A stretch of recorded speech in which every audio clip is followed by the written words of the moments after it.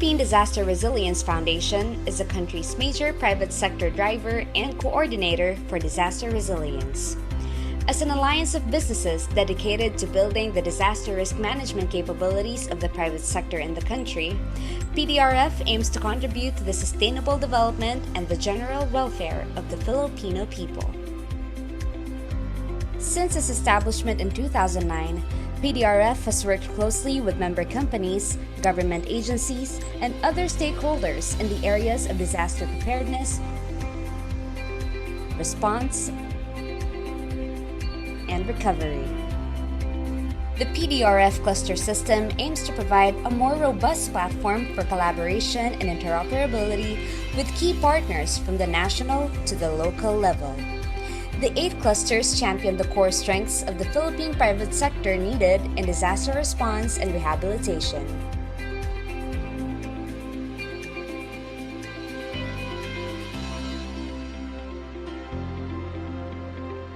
In 2016, PDRF set up a prototype emergency operations center in Makati.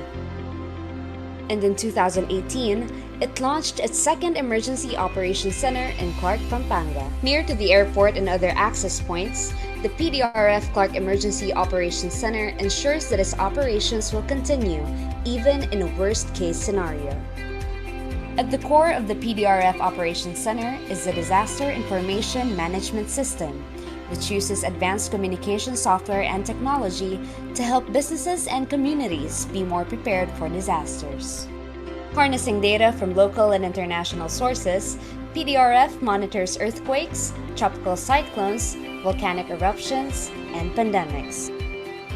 On a global and regional scale, PDRF utilizes data from the Pacific Disaster Center's Emergency Operations website, which collates information feeds from reliable agencies around the world. On a local scale, PDRF employs a customized ArcGIS online platform from ESRI called Handa, or Hazard and Disaster Analysis for Business Resilience. Through this, PDRF has been able to plot critical infrastructure, track storm paths, and identify areas that are more prone to hazards. When it comes to disaster response, Handa helps zero in on facilities such as evacuation centers and hospitals. Aside from this, PDRF has customized the Handa platform for incident reporting and monitoring, which give member companies an overview of the hazard's impact on their facilities. Today, PDRF continues to pave the way both here and abroad. Through its growing partnerships with member companies and other stakeholders, PDRF becomes one step closer to building a stronger, resilient Philippines.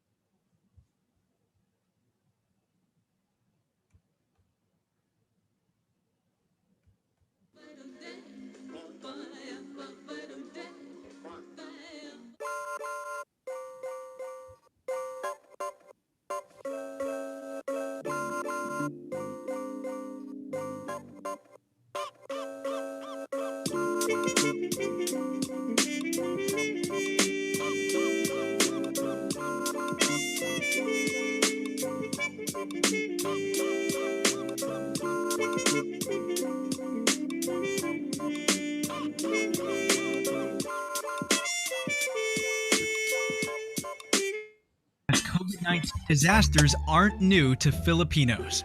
Typhoons, earthquakes, flood, surely we all have experienced these. And through the years, we have witnessed Filipinos rise above and take control of their lives again. But this year, our lives took a huge turn as COVID-19 swept across not just the Philippines, but the entire planet. In just a few months, how we run our lives, businesses, and organizations changed in ways we didn't expect. Now, do we have what it takes to face the new normal head-on? Yes, because PDRF's iAdapt is here to help you be ready and resilient to any disaster that may come your way. iAdapt, which means Innovations Academy for Disaster Awareness, Preparedness, and Training, is PDRF's e-learning solution that aims to equip Filipinos with the right set of tools, skills, and resources they need to be confidently ready to face any type of disaster. So what's in it for you? Let's take a tour.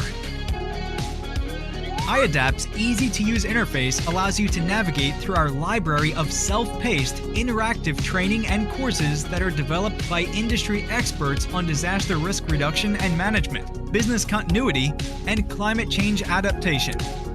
Each course is designed with a blended learning approach.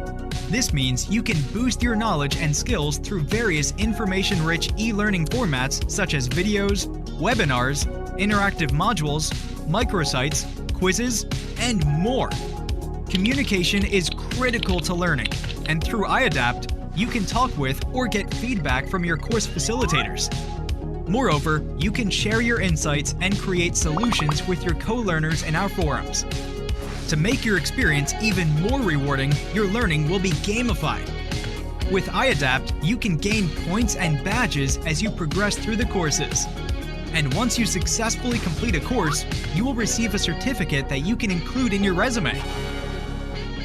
With iAdapt, you can now build your disaster resilience anytime, anywhere. What are you waiting for?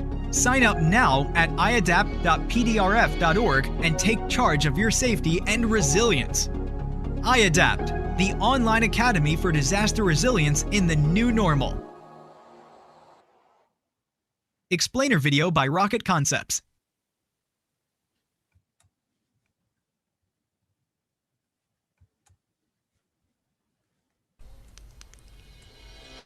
The Philippine Disaster Resilience Foundation is the country's major private sector driver and coordinator for disaster resilience. As an alliance of businesses dedicated to building the disaster risk management capabilities of the private sector in the country, PDRF aims to contribute to the sustainable development and the general welfare of the Filipino people. Since its establishment in 2009, PDRF has worked closely with member companies, government agencies, and other stakeholders in the areas of disaster preparedness, response, and recovery. The PDRF cluster system aims to provide a more robust platform for collaboration and interoperability with key partners from the national to the local level. The 8 clusters champion the core strengths of the Philippine private sector needed in disaster response and rehabilitation.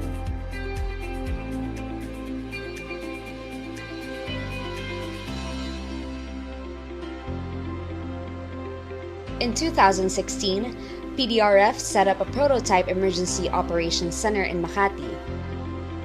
And in 2018, it launched its second emergency operations center in Clark, Pampanga. Near to the airport and other access points, the PDRF Clark Emergency Operations Center ensures that its operations will continue, even in a worst-case scenario. At the core of the PDRF Operations Center is the Disaster Information Management System, which uses advanced communication software and technology to help businesses and communities be more prepared for disasters. Harnessing data from local and international sources, PDRF monitors earthquakes, tropical cyclones, volcanic eruptions, and pandemics. On a global and regional scale, PDRF utilizes data from the Pacific Disaster Center's Emergency Operations website, which collates information feeds from reliable agencies around the world. On a local scale, PDRF employs a customized ArcGIS online platform from ESRI called HANDA, or Hazard and Disaster Analysis for Business Resilience. Through this, PDRF has been able to plot critical infrastructure, track storm paths, and identify areas that are more prone to hazards. When it comes to disaster response, Handa helps zero in on facilities such as evacuation centers and hospitals. Aside from this, PDRF has customized the Handa platform for incident reporting and monitoring, which give member companies an overview of the hazard's impact on their facilities. Today, PDRF continues to pave the way both here and abroad. Through its growing partnerships with member companies and other stakeholders, PDRF becomes one step closer to building a stronger, resilient Philippines.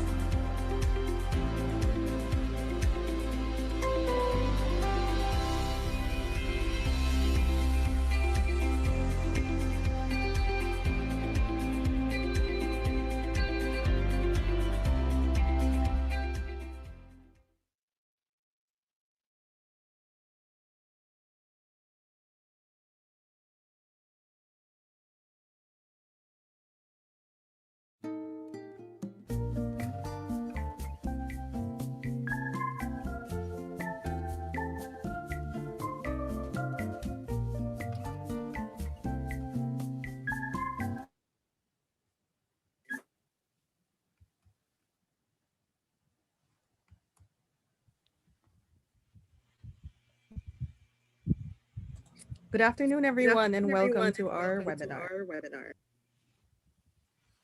Hi, good afternoon, everyone. Good afternoon. So as you can see, to help us get started, we should be having a very short Mentimeter exercise. As you can see on your screen, if you can go to www.menti.com and use the code 83663818. We just want to get an idea of where our participants are coming from. Yes, if you put in, we also dropped the link to the Mentimeter, I believe, on the chat box earlier, so you can click that as well to go directly there. But yes, as soon as you're able to access the page, please do answer the question, and we're gonna go see how many people are from where today on this wonderful afternoon. So please do indulge us for the next few minutes. Thank you. That's right. So we'll be sharing our screen. Maybe so we we can share the see, yes, so we can screen. see the results. So far, I see QC. Okay, so All right, let's see. Okay, more results are coming in. Let's give it a few more seconds. Okay, so Antipolo and Manila.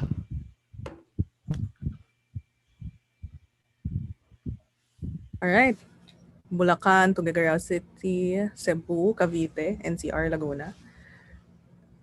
More results are coming in very quickly. Very interesting. We have a participant from Hong Kong, so good afternoon. And it looks like we have Luzon, Visayas covered. Camille, do you see anyone? We have Davao as well. So we have Davao as well. And Jakarta, Indonesia. So that's pretty exciting. Jakarta, Indonesia. Welcome.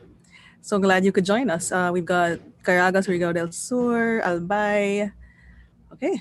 Lipa City. Amazing. Yeah, Thank you to everyone who answered the Mentimeter. I think we have another question, Camille, right? Yes, we do. I guess a few more seconds, then we can move to the next slide. Yeah. Can someone take a quick snapshot of our word cloud here so that we can refer to that in a bit? But that was nice. Let's go to the second question. So first we asked your geographical location, and now we are going to ask from which sector or industry you belong. So whether it's private or public sector, or if you want to be more specific, like an industry, agriculture, manufacturing, IT, etc. Academe, if we have anyone from the here. Okay. The word cloud is building. We've got academe, restaurant, private, nonprofit. Okay, it's materializing. So let's give it a few more seconds. Oh wow, we see it. I see academe and government like really up LGUs there. And yeah. Construction, I see private manufacturing. Okay. Microfinance, social impact, social innovation. nonprofit. That's pretty interesting. Okay, so a few more seconds, and then hopefully someone We also have from our team. representatives from. Sorry, go ahead, Earl. No, no worries. Just reading out loud our answers. We also have Yeah. answers from our chat box. So someone Oh, answered from great. Cooperative, yeah, and Government, travel government. and tours as well. Yeah, Yeah. we'd like to welcome everyone. So so glad that you could join us this afternoon. So yes, and someone from our team, please take a snapshot of the word cloud so for our reference. And then I think after a few more seconds, if there are no more answers, whoa, there's still some answers, but a few more seconds, we can formally begin our event. So Right. ready when you are.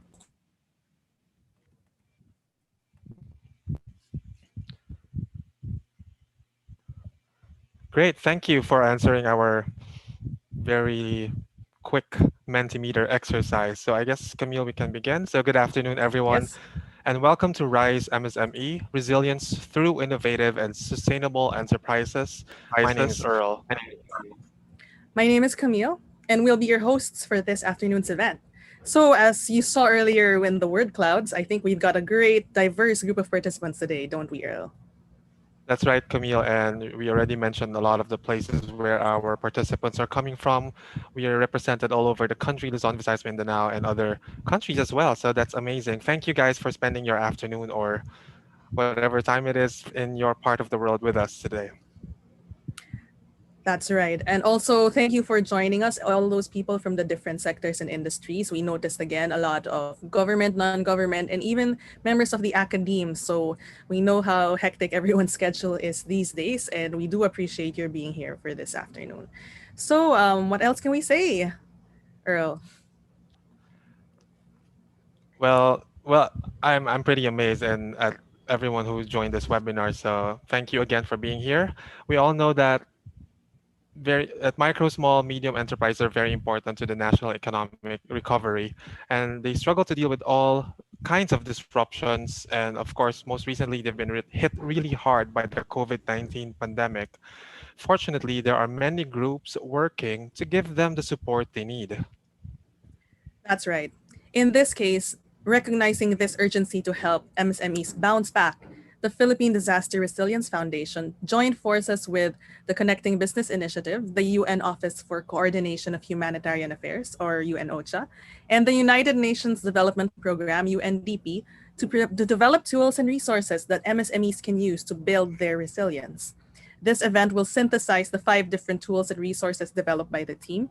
And we're going to be hearing as well from distinguished reactors to share their insights. And then we'll talk about the next steps. Since late last year, PDRF has been conducting a series of webinars all aimed at helping MSMEs build their resilience, particularly in response to the pandemic. On September 10th, PDRF and UNDP organized a forum entitled Being an MSME in the Time of COVID-19, which highlighted the experiences, behavior, and perceptions of MSMEs as they cope, respond, and adapt to the supply shocks in the value chain. This was followed shortly by a forum on September 24th entitled SIKAP Live Sessions Engaging MSMEs in Disaster Preparedness. And then last October, we had 2 webinars. The first session on pandemic adaptive supply chains, and the second on October 27 called The Digital Shift, Adapting to Business and Education Challenges in the New Normal, which focused on digital transformation, a really hot topic these days, and helped both MSMEs and educators pivot their operations to digital models since we needed to adapt to the new normal. And these models were actually more sustainable beyond the pandemic. Yep. And finally, last February 10, we launched Lakbay SIKAP, Forging Resilience for MSMEs, which introduced MSMEs to various tools, resources, and programs for preparedness and recovery, while inviting them to participate in these activities. So, wow, that's a lot. All these webinars have been geared really towards providing as much guidance and resources to our MSMEs for them to build resilience in the face of any crisis. Every webinar has been a step towards today's culminating activity, where we piece everything together for a holistic picture of the ways ahead for MSMEs. Now, before we begin formally our program, let's take note of the following Zoom house rules. Please note that your microphones and cameras are automatically turned off as you enter the session. If you have questions for the speakers and panelists, please maximize the Q&A box, which can be found on the middle portion of your screen. Please make your questions concise and direct, and for specific panelists, include the name and the question. By joining this activity, you are agreeing to participate in a recorded webinar that will be posted on PDRF platforms such as websites, social media pages, etc. And please note the recording of this webinar is purely for documentation purposes only. Now, to give you an overview of this afternoon's activities, let's go through a couple of slides about the program. So let's take a look at what's in store. In the first slide, you'll see here the first half of our program. Let's linger on it for a few seconds. But then we're going to introduce you to every speaker anyway. So can we go to the next slide, please, for the rest of the program? So this is basically what you have in store, and that's how we'll be spending the afternoon together. Back to you, Earl. Thank you, Camille. To formally kick off our webinar, we would like to call on Mr. Butch Maley, the president of the Philippine Disaster Resilience Foundation, for his welcome remarks. Many times over the last year, in the quiet of my room, I have reflected on our lives today when we have to wear masks and stay far away from one another. Life as we knew it has changed. Our very ways of living and loving altered. But those who have really suffered are the thousands who lost their jobs. Many businesses closed, never to reopen. Today, we face an alarming spike in COVID-19 cases. However, one constant remains, and that is the need to continue to support our MSMEs. PDRF has partnered with the Connecting Business Initiative, UNDP, and OCHA to assist in the recovery of this sector. We have both a high-tech solution and a low-tech one. The low-tech one is a free comic book on business resilience. It's imaginative and entertaining.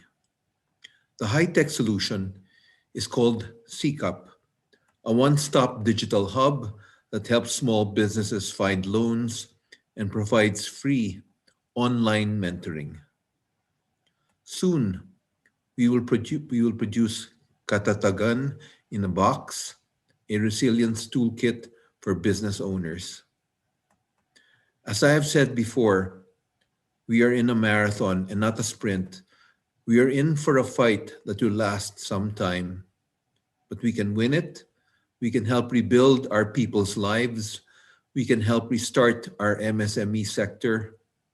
And our session today is one step in that journey. There is a psalm that goes, "As for man, his days are like grass. He flourishes like a flower of the field. The wind blows over it, and it is gone, and its place remembers it no more." Let us make sure that our generation is remembered for what it did during this pandemic and how it tried to make the world a better and safer place. Thank you all for being here today.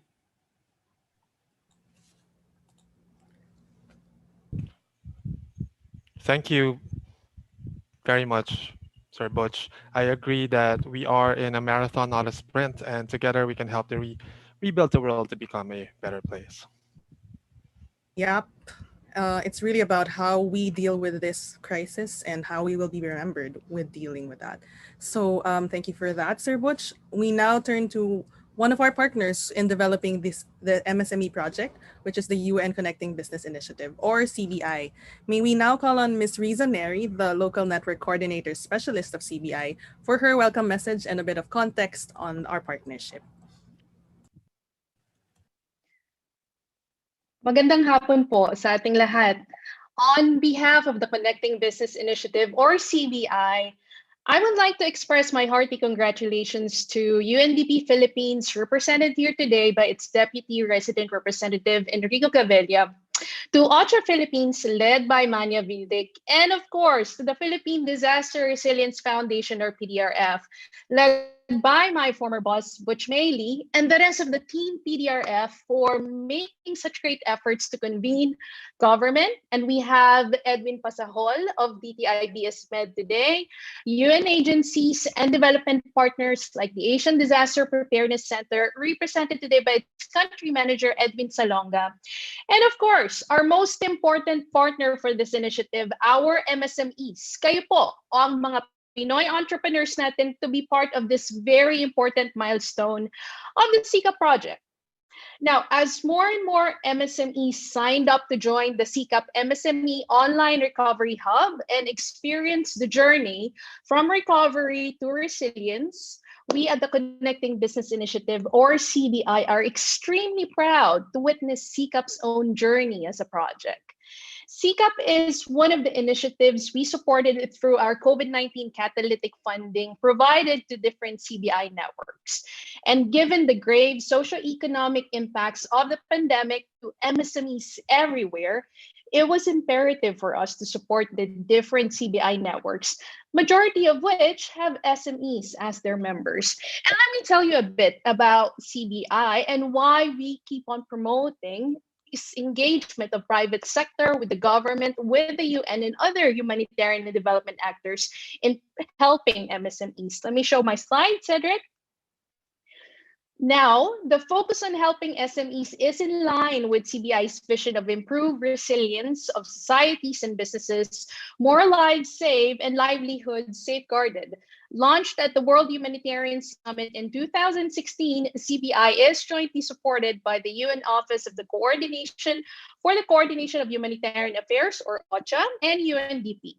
And CBI promotes the capacity of private sector networks in disaster preparedness, response, and recovery in coordination with the national government and humanitarian agencies. Next slide. The CBI community has been built over 5 years and has played a critical role in preparedness, response, and recovery to a wide range of crises, such as typhoons, including Rolly and Ulysses in the Philippines, earthquakes, volcanic eruption, drought, and conflict. Last year, CBI supported 17 private sector networks like PDRF, out of which are 11 official CBI member networks that represent 4,100 companies and have access to more than 40,000 micro, small, and medium enterprises. Next slide. CBI is a global broker of expertise that connects and convenes humanitarian development, public and private sector actors at the global, regional, national, and local levels. And one of the ways we do this is through the different work streams, like on conflict and fragility, gender and women empowerment, innovation and new technologies, impact measurement, climate change, and of course, SME resilience and business continuity. And my last slide, COVID-19 highlighted both challenges and opportunities, like what Butch mentioned, that will demand scientific and institutional innovation from the government, the private sector, and UN stakeholders working together and in complementary ways. And this is really the beauty of SIKAP, not just as an online business recovery hub, but also as an opportunity platform that bridges business community, the government, the UN agencies to work together for our MSMEs.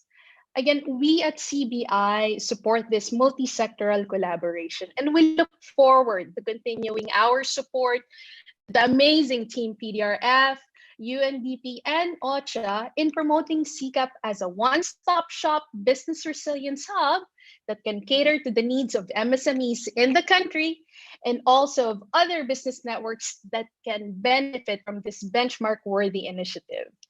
Again, my heartfelt congratulations to the team on this very important milestone, and we look forward to seeing SIKAP reaching more MSMEs, Pinoy entrepreneurs, and even MSMEs in other countries. Muli, maraming salamat po. Maraming salamat rin, Miss Riza. We love your passionate speech and we're so appreciative of the support that CBI and our other partners here have provided to SIKAP and to the MSME project in general. Indeed, we need a whole of society approach, really bridging the gap between government, private sector, and also international NGOs like those gathered here today. And we are excited to present the results of that project. So over to you, Earl. Thank you, Camille, and also thank you, Riza, for that truly inspiring message. Now, let's begin to give us a brief introduction to the whole MSME project. We would like to welcome Ms. Anna Katrina Aspuria, the Special Projects Program Manager of PDRF. Over to you. Thanks, Earl and Camille, and magandang hapon po sa inyong lahat and to our special guest today. Just to echo everything that was mentioned earlier, 2020 was indeed the most difficult year for Filipinos. And survey results that have done by different agencies will all confirm that one of the most affected sectors would be the MSMEs. And since MSMEs comprise 90% of business establishments and employ about 60% of the country's workforce, when we talk of inclusive COVID-19 recovery for the country, then the backbone of it should include MSMEs. So while other sectors have already moved to the recovery stage, many MSMEs still continue to face a sharp drop in demand and revenue.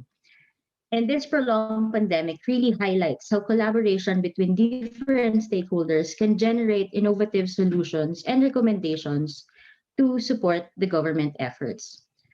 So to share on the next slide, I would just like to highlight the program partners for this activity or for this program.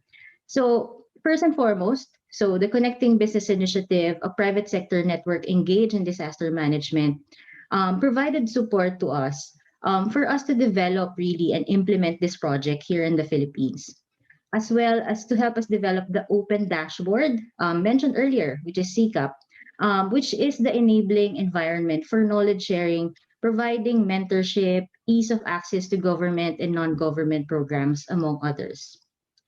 Together with CBI, we also have United Nations Office for Coordination of Humanitarian Affairs, or OCHA, and their technical expertise help us include and emphasize in the program the essential role of the MSMEs, not only in the recovery phase, but also in preparing and responding to disasters.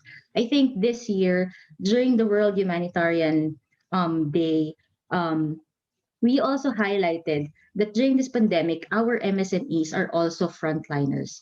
And through this project, we try and elevate that advocacy and awareness to our partners. And lastly, understanding the need to support MSMEs in navigating through the post-pandemic scenarios that might emerge. Together with the United Nations Development Program, we firmed up our early economic recovery initiatives by developing the MSME Recovery and Foresight Planning Toolkit and a policy recommendation on how to help MSMEs pivot their businesses in the new normal. So to our program partners, thank you very much. On to our next slide, I'll just quickly share the different work packages in this program. So we have 5, which is already listed on the right side. But just to highlight the different goals, which is foundation on how we develop the work packages. And this is also like a continuous process that we try to innovate so that we can enhance also our programs and initiatives. So on the top of that is really empowering our MSMEs. And by empowering them, we always take a look on how we could enhance or innovate the current tools and processes that we already have. And also extend that support to other development partners, government partners, and also our MSME partners. With that enhancement or iteration, we provide the enabling environment, which is the SIKAP platform. And even the SIKAP platform itself went to different iterations within the last 9 months. So you would see that before it was a one-stop recovery hub, but now we've developed it into a resilience hub. And later on, our colleagues would be sharing on that. And lastly, It's one thing to enhance the current tools that we have, and another thing to provide that enabling environment. But to close the loop, we made sure that we engage all the stakeholders in implementing this program. So we have our government partners here and our development partners and our private sector network. And together we help each other to engage our networks so that we can help and support our MSME partners. So that is really the quick overview of the program. And without further ado, I would hand it over back again to Camille and to Earl so that they can introduce one by one my colleagues who would discuss further the different work packages. That's all. Thank you and good afternoon.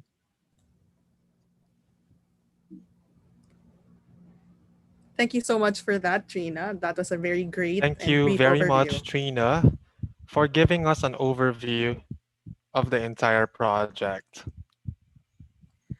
Right, before we go, we would like to remind everyone with us on Zoom that you may type in any questions you have about the project in the Q&A box, again, in the middle of your screen if you're on Zoom with us. If you have questions directed at specific panelists, they will be answering your questions live. And a friendly reminder to our panelists and speakers to please monitor the Q&A box for any questions that are addressed to you. And for all of those watching us on Facebook and YouTube, please do utilize the comment section. We've got moderators from our team monitoring these and sharing the questions with us here on Zoom. That's right. So please keep the questions coming in, utilize the Q&A box or the comment section in the social media channels. So now we'll begin with the first tool developed for this project. So PDRF conducted a survey to assess the landscape and to scan the horizon, as well as a mapping of industry and institutional actors working on the MSME COVID-19 recovery. To walk us through the results of this timely study, we would like to call the Grants and Research Officer, Mr. Rudyard Jose Arjonano IV. Over to you, Arjo. Thank you, Earl. Can you hear me clearly? Loud and clear. Yeah, okay. Thank you. So good afternoon, everyone. Thank you once again for attending this webinar, accumulation of the efforts that our agencies have done in the past months. So I'll be presenting the outputs of Work Package 1 and Work Package 2. So basically, Work Package 1 and Work Package 2 is an assessment and study on the current MSME recovery initiatives available within the country. Next slide, please. So this study generally aims to answer the question, how do COVID-19 response and recovery initiatives and services affect MSMEs? It specifically answers the questions, what are the current COVID-19 recovery initiatives and services offered for MSMEs? What factors are related to the utilization of available efforts? How do these efforts contribute to the recovery? And what interventions need to be institutionalized to help MSMEs? And the figure on the right shows how this was achieved. We first did the secondary data gathering of MSME and COVID-19 studies within the country, and we simultaneously conducted the key informant interviews with experts and stakeholders. After that, we released a survey tool. Then currently we are in the consultation and presentation of results phase. Next slide, please. Okay, based on literatures, some of the main impact of the lockdown is with the disruption of supply chains and has created a shortage on raw supplies. This is mainly caused by the impediments on distribution and shipping early in the lockdown. Reduced operating hours, having less employees, and lower production levels were also some concerns. And the major issue is on income loss and revenue generation. Some strategies adopted by businesses include operational employee adjustments. This include following the minimum health standards by the IATF, transitioning to a work from home setup, layoffs in employees, and etc. Digital transformation, such as opening online shops, switching to local markets and suppliers were also adopted. This is tied to the next bullet, offering of new products and services. Most of the business owners also had to use their personal savings in order to combat permanent closure. So some of the examples of available efforts from the public and private sector as seen in literatures include credit access, deferment of tax and rental fees, financial or in-kind support, memorandum and advisory, policy recommendation, loans, online capacity building programs. Next slide, please. For the key informant interviews, a total of 5 partner of experts participated in our gathering. 2 were from the public sector and 3 were from the private sector. Interviews spanned for a maximum of 1 hour, and this was conducted last September 17 to 28, 2020. The agencies we interviewed had their own specific programs and efforts to assist MSMEs. In transitioning their programs, it was evident that networking and collaboration was important to cater the needs brought by the lockdown. The participants have been connecting to each other one way or another. Government agencies, for example, have tapped private organizations in reaching actual MSMEs and have involved them in the formulation of protocols, uh, health standards, and as well as policies. Furthermore, virtual presence has not only been a tool for MSMEs to combat the impact of the pandemic, agencies and organizations were forced by the lockdown to utilize online platforms in order to continue their operations. Capacity building programs have sprung up online. This includes webinars, workshops, trainings, and mentorship programs for MSMEs. New loans have also been granted specifically for MSMEs in catering the impact of COVID. So we also asked in the interviews what were some measures of business recovery. An obvious one mentioned was basing on the amount of income retained or increased by the enterprise. Second, the number of employees retained was mentioned as an important indicator. The ability to provide jobs in this kind of climate is a privilege that not all businesses are capable to sustain. And lastly, the amount of time they have been operational since the start of the lockdown. The ability to operate under these circumstances indicates a business's adaptiveness, resilience, and sustainability. Next slide, please. As a result of the explorations conducted earlier, a survey tool was devised. The survey was administered online, open from October 29 to November 9, 2020, via Survey 123. A total of 132 responses were gathered, with 76% of the respondents as females. Most of the respondents came from the island group Luzon, followed by Visayas and Mindanao. 75% of the respondents were college graduates. 25% have graduated in the field of business, followed by arts, social science, law among females, and science, medicine, and IT for males. Only less than half of the respondents have other sources of income aside from their business. We also asked several household information from the survey. Note while the average household size is 5.3, with an average of only 1.6 household members working external to their business. Next slide. Majority of the respondents are micro enterprises, followed by small and medium. Most of these businesses operate in Luzon, Visayas, then Mindanao. Respondents are almost equal in terms of their provincial setting. Businesses have been operational for an average of 7.5 years. Micro enterprises average almost twice as long as compared to other enterprises. 14% of businesses are engaged in international trade. 10 are engaged in both export and import, while 5 are limited to imports and 4 to exports. Additionally, a significant number of them depend 1 to 25% of their sales in international trade, 6 of them 26 to 50, and 8 rely 50 to 100% of their sales to overseas trade. There is a surplus of the representation in the retail supply chain, comprising 61% of the responses. This is then followed by processing or manufacturing. In terms of sectors where they operate, business owners come from the accommodation, food service, transportation, and storage sector, followed by other service activities, arts and recreation, and monitoring, wholesale, and retail section. Next slide. Now, we also asked the respondents regarding their operational capacity during the different types of lockdowns. It can be seen in the figure that as the lockdown became moderate, the number of normal operations increased and the number of temporary closed business decreased. But businesses with a decreased capacity remained constant between all lockdowns. While there was a boost of normal operations from 7% to 34% towards the implementation of MGCQ, businesses reporting to reduced workers or working time remained on average at 35% all throughout. Medium enterprises have remained operational the longest during the lockdown, averaging 23.3 weeks. Micro businesses, on the other hand, have operated longer than small businesses. As illustrated in the figure below that, majority of the businesses experienced a negative impact in sales brought by the lockdown. Almost half of the respondents have more than 50% of their sales reduced. Only 13% of the respondents had an increase or no changes in their sales. As a result of the lockdown, several adjustments to employees and employment were taken as necessary arrangements. Most businesses resort to implementing a no work, no pay adjustment. This was followed by applying a work from home setup, and only 15% had to lay off workers. On the other hand, a significant number reported that no adjustments were made in their employment status. Next slide, please. Business strategies and availed efforts include registration in public domains. As can be seen in the two figures, more businesses are enrolled in DTI compared to BIR. In our sample, 96% have availed at least one public or private sector effort during the lockdown. Looking into government efforts, attendance to at least one webinar was most mentioned, followed by benefiting in terms of tax and rental adjustments and financial loans. As for private sector intervention, similarly, webinar attendance has been mentioned as the top program availed, succeeding that financial loans and use of guidebooks and toolkits. It is noteworthy that the most mentioned reason for not availing specific efforts involved lack or no awareness of the programs at all, or none were applicable to their business. Next slide, please. In conducting the analysis, a multivariate logistic regression was used in analyzing the data, mainly as anticipation for the relatively small sample size. Before the survey was open, one of the main concerns was the survey fatigue that MSMEs were experiencing nationwide.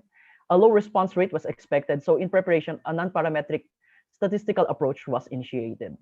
The focus of the first test is on the utilization of available efforts from public and private sector. Model 1 in the table is the likelihood of utilizing government or public sector efforts, while Model 2 is the likelihood of utilizing private sector efforts. Having availed benefited from at least one effort separately is the target variable. Sex was found significant for Model 1, with males 16.3 times more likely to avail government programs compared to females.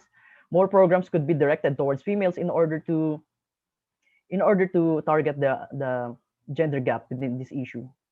Okay. Yeah. More programs, household size was also a significant factor, indicating that there is a negative odds ratio of 0.8 likelihood of utilization for a 1-point increase in number of household members. This may be attributed to the number of household income. Businesses in urban settings are 6.5 times more likely to avail private sector interventions compared to those in rural areas. This was highly significant. Accessibility is a benefit of being situated in this area, since private organizations are also centered urbanly.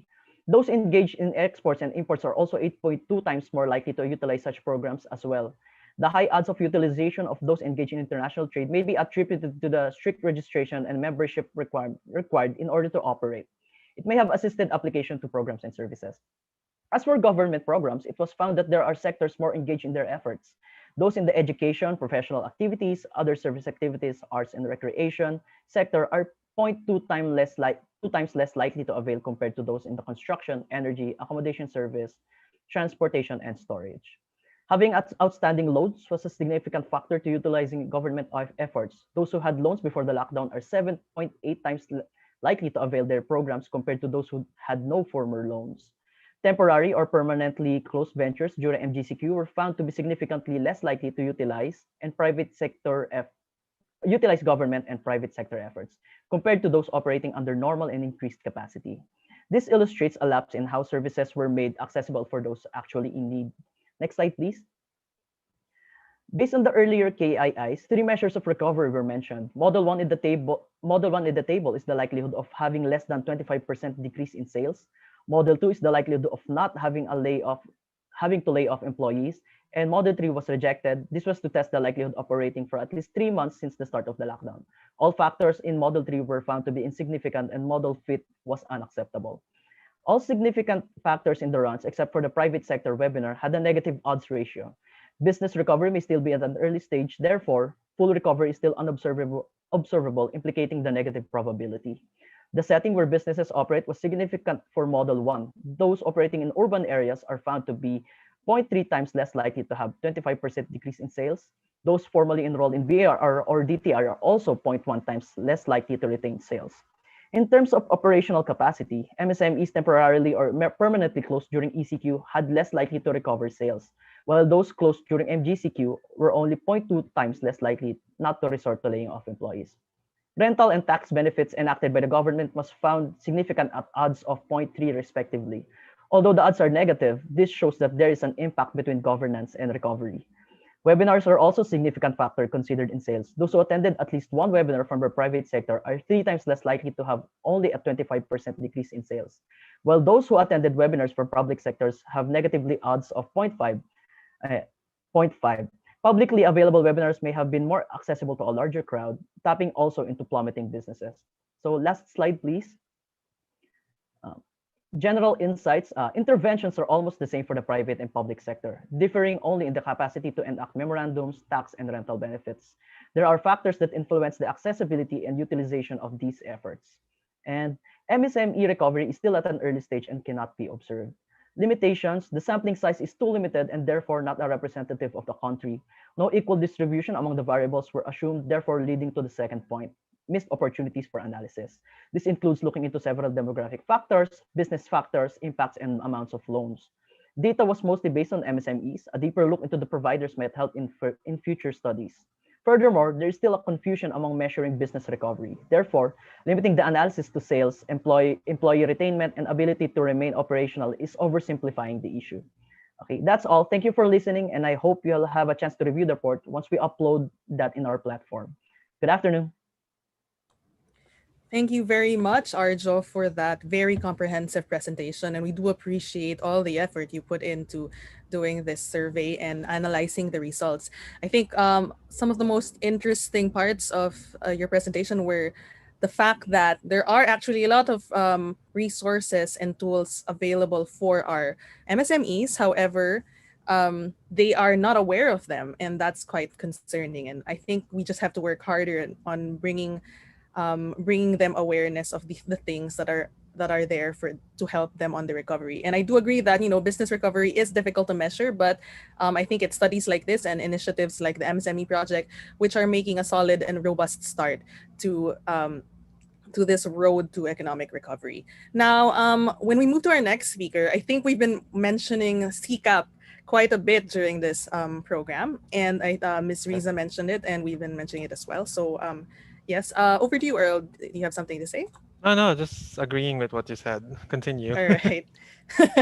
Great. So again, a lot of you here may be familiar with the SIKAP platform. Some of you might even be registered users and are even our partners. But for those who are new to SIKAP, don't worry. We have our next speaker who will be talking about how this platform actually evolved from a simple website to a real MSME resilience hub. So let's give a virtual round of applause for PDRF's wonderful Business Continuity Program Officer, Ms. Abigail Giang, to present SIKAP. Over to you, Abby. Thanks, Camille and Earl. Magandang hapon po sa lahat. Said, if you could share the slides. Again, I'm Abby Giang, Business Continuity Program Officer of PDRF, and I'm here to present to you the SIKAP platform and what it can provide to MSME and MSME program enablers alike. Again, we are grateful for this partnership with CBI, OCHA, and UNDP for supporting Filipino MSMEs. Next slide, please. So just a quick introduction about what we do. PDRF, as the country's major private sector vehicle and coordinator for DRRM, is dedicated to building the disaster resilience of communities and businesses. One of our main advocacies is focused on capacity building interventions and technical assistance to MSMEs through the Business Continuity Program, which started in 2016. Even before the pandemic, we've been able to assist MSMEs in developing their own business continuity plans and DRRM plans. These initiatives contribute to a bigger and national plan for Filipino SMEs, as we are also part of the National MSME Resilience Core Group, a public-private partnership with key actors and government institutions, together with DTI, DOST, OCD, PCCI, Philexport, ECOP, and ADPC. And we all work together for MSME development and disaster resilience. Next slide, please. So when the pandemic hit last year, SIKAP was one of the immediate response efforts of PDRF. It was one of the first online hubs that was developed primarily to address the information gap on how MSMEs can respond to the impacts of the pandemic and also support the economic recovery of MSMEs. Launched mid last year, we've seen its journey from being a platform that provided updates on the various quarantine guidelines and disaster recovery tips to how it is now, a more interactive resilience hub and opportunity platform that brings you curated information on the latest articles, loans, training programs, and mentorship sessions, all geared towards MSME development, promotion, and disaster resilience. Next slide, please. Other than programs, loans, and all the updates on the public and private sector initiatives for MSMEs, we also publish and disseminate blogs and articles on business recovery and financial literacy tips every week. Our latest partners like Union Bank, GCash, and Suki Plus, to name a few, are part of the roster of contributors to the Knowledge Hub. Moreover, the report presented by Arjo earlier and the other tools which will be shared with you by our next speakers will be first uploaded and accessed in the SIKAP platform after this webinar. Next slide, please.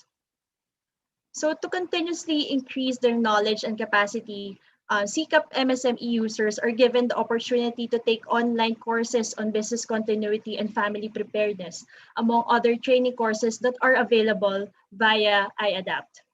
Through the MSME Journey Tracker that we developed, each MSME user is given a personalized account where they can track their progress and earn shareable badges or rewards based on the completed activities and resources they can access in the platform.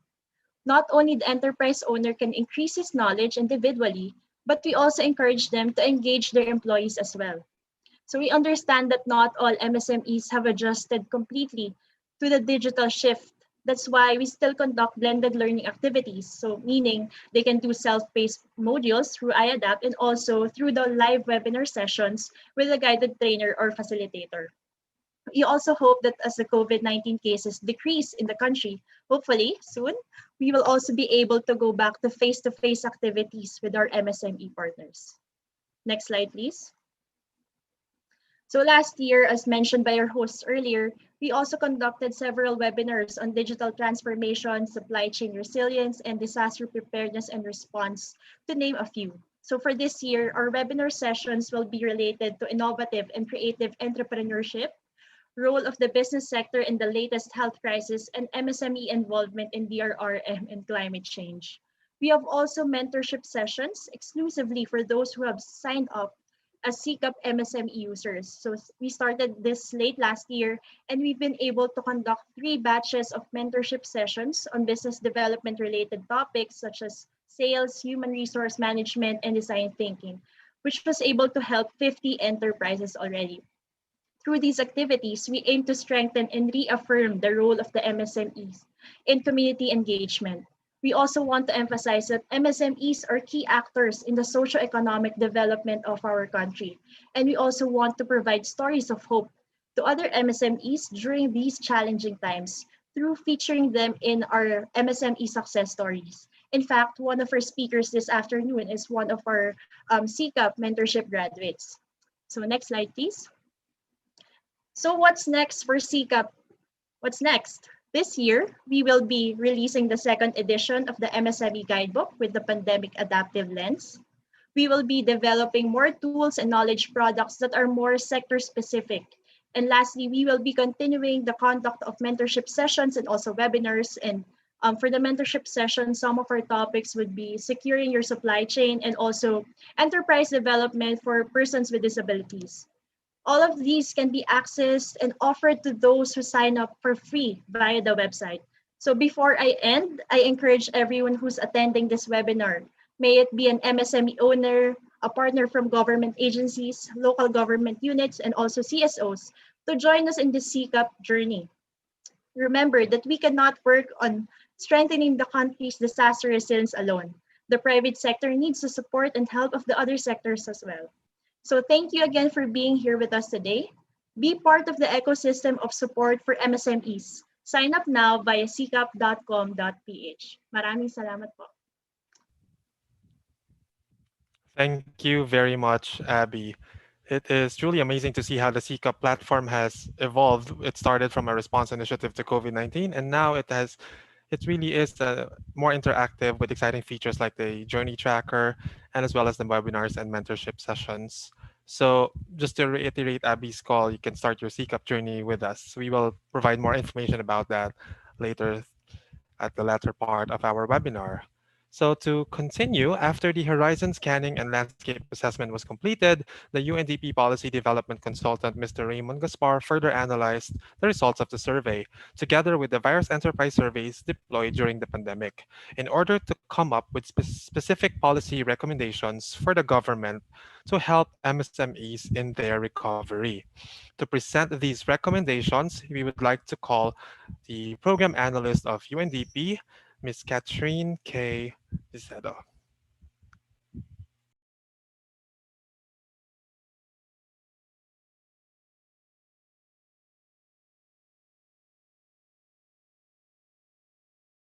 Over to you, Kay.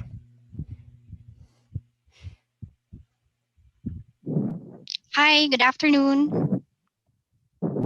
Go ahead. Yes, okay. Good afternoon, everyone, and thank you for joining us in the RISE MSME webinar. I am here to share the policy note we prepared for the SIKAP project. Next slide, please.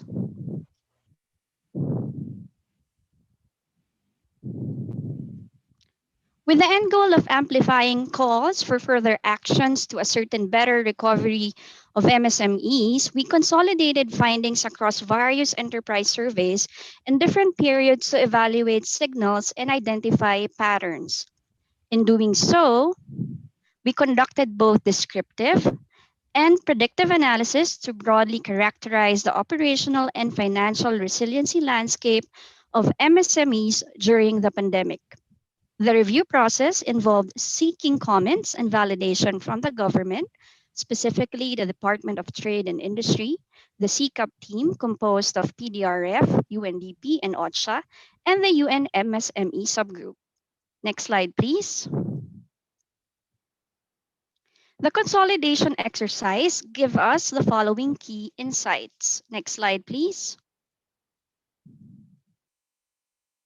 Overall, the impact of COVID-19 businesses were rather widespread, and it coursed through various channels. That is, through changes in operational capacity, adjustments in business models, reduction in demand, and broken supply chains. Next slide, please.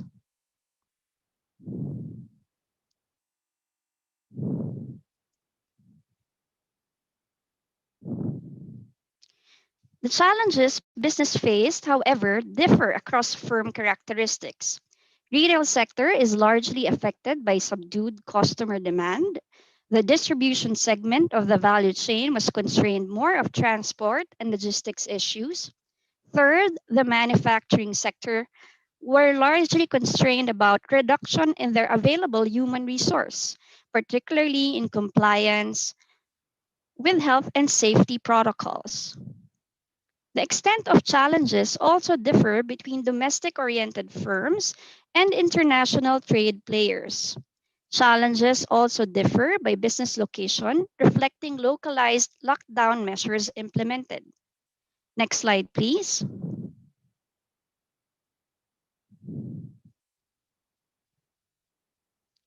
Financial performance of majority businesses during the height of lockdowns were expectedly weak relative to pre-pandemic, and as observed, despite the gradual easing of quarantine measures, the effect remained felt through September 2020, with more than 40% of the surveyed firms incurring sales lower by more than 50% of what they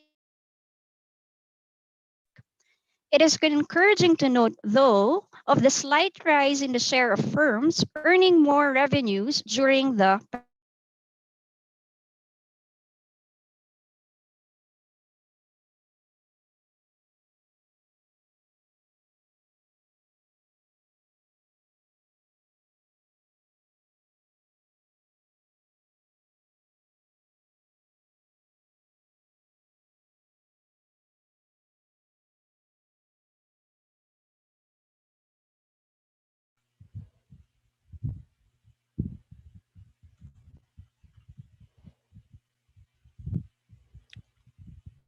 I think Kay might be having technical difficulties at the moment. Camille, are you? Yeah. Yeah. Yes. It Yeah. happens. Apologies for that. Yes. Do we wait? Let's wait a few more, a minute or two, maybe, to see if we can get Kay back online. But Right. for the moment, I hope that everyone is learning a lot from our presentations. We see some hot activity on the Q&A box. So we Right. have the members of our team actually scrambling to answer your questions. So don't worry. I know that there are people also raising their hands or posting questions on the chat box. Don't worry. We are on top of it. So we are all just consulting each other on the proper answers to provide. And I think a lot of the information also presented will be uploaded to our SIKAP platform. So don't worry, we Indeed. will be providing access And to all of this information. Yes, go ahead, Earl. agree. And for our participants or viewers in YouTube and Facebook, please do participate, ask questions, use the comment box, and our moderators will be posting them here in our platform. So you will be heard, everyone. So make sure to keep those questions coming in. Meanwhile, we can check if Kay is ready to continue, but otherwise we are okay too. Yeah. Right. Let's just wait for the advice from the rest of the team. Mhm. Again, apologies for the inconvenience. This is the age of digital Right. kerfuffles, and it does happen a lot. As with any And event, whether mm, face to face or digital, these things happen, and it's how we respond and react to it that really matters. yes, that's true. Just like Sir Butch said earlier, we have to be remembered for the way we actually deal with things. All right. We think we are not able to get Kay back online, but don't worry, the show must go on. We're going to move on to our next speaker. Um, Let me check. All right, so we will do a little I think activity right. before Yeah. that. Can somebody launch our wonderful Zoom poll, please, so that we can start with the lead up, the warm up activity. All right, here we go. So for all of us here on Zoom, I hope you can see a little poll in the middle of your screen. So we've got 3 questions for you here. Um, it's just a little warm up for our next speaker, so please do indulge us. Please do answer if you can. Um, the first question is, what kind of disruptions are you preparing for? So we've got typhoons, earthquakes. Okay, thank you. Some people are answering already. Yes. Typhoons, earthquakes, fire, political demonstrations, crime, and the well-known pandemic. So please answer. And then the Right. second question is over to you, Earl. Right. Just to, yeah, before we continue to the second question, I hope our moderators are also posting these questions in our um, Facebook and YouTube channels. But yeah, second question is, what bright prospects are you looking forward to in the near future? So we are given 4 options. First is Mhm. smooth business operations. Second is steady and high sales. And third is stable finances. And last is healthy and happy workforce. We can run through the answers later. And the third question, Camille? Right. So, given that you are preparing for both disruptions and happier prospects, what are the tools you would need to help you for these? So, our options are got quite a list here for you. We've got digital payments, inventory management, financial literacy, human resource training, tax incentives, microfinance insurance, enterprise development training, and finally, business continuity training. So, Right. those are our 3 questions. We're trying to build a scenario of sorts of the future. So that's why we have 3 questions. The first 2 questions are to try and balance each other out. We don't want to be all doom and gloom, so we don't want to focus just on disruptions, but on happier, more positive prospects as well. Agree. But just to go back to the doom and gloom part of your Well, statement, just to have a review of sorts of on question number mm, one. I can see here majority of our participants and MSMEs are mhm, preparing for pandemic as the number one disruption that they need mm, to prepare for. And this was 104 participants answered pandemic, and but counting. and counting, right? And we also have Mhm. typhoons and earthquakes as the top three with the pandemic disruptions they are preparing for. So looking at the glass as half full, what do we have for number two? For number 2, okay, after the doom and gloom, let's see if people are looking forward to anything. It's good to see that in the lead we have healthy and happy workforce. So that seems to be the priority Right. for most. So it looks like people before business, people before sales, people before finances. Always a great kind of prioritization to have. And yeah, given that your top 3 choices for the top 3 winners for our disruptions are the most commonly occurring disruptions in the Philippines, the pandemic, the typhoons, and the occasional earthquake. Right. It's good to see that the spirit of Filipino resilience is still strong, and we still want to have a healthy and happy workforce despite everything. All right, the poll has been closed. Let's see Okay. what the results are for our tools.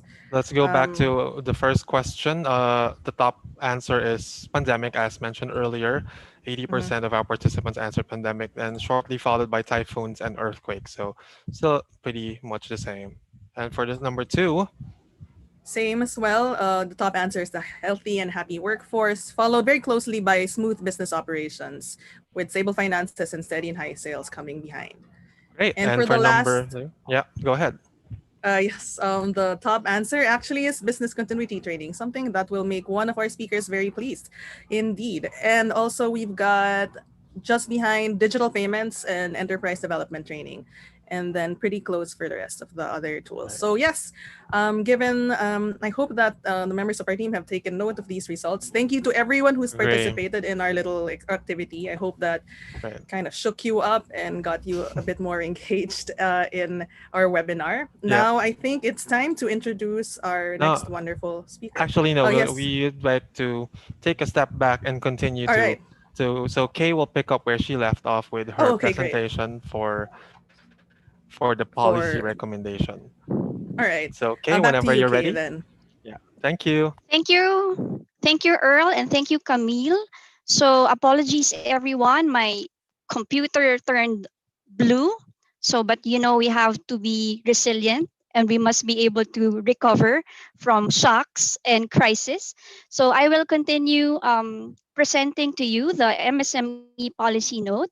I am on slide 6. Is that correct? Okay, we're showing the same screen. Okay, so I was just saying that financial performance of majority of businesses during the height of lockdowns were expectedly weak relative to pre-pandemic.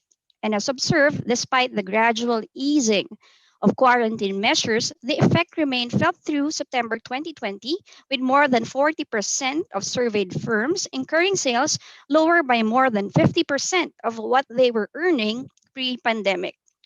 Second, it is encouraging to note that of the slight rise in the share of firms earning more revenues during the pandemic. Last point on this slide is that considering weak finances and slow recovery, businesses were generally showing less optimism about their immediate business outlook, both in sales and employment.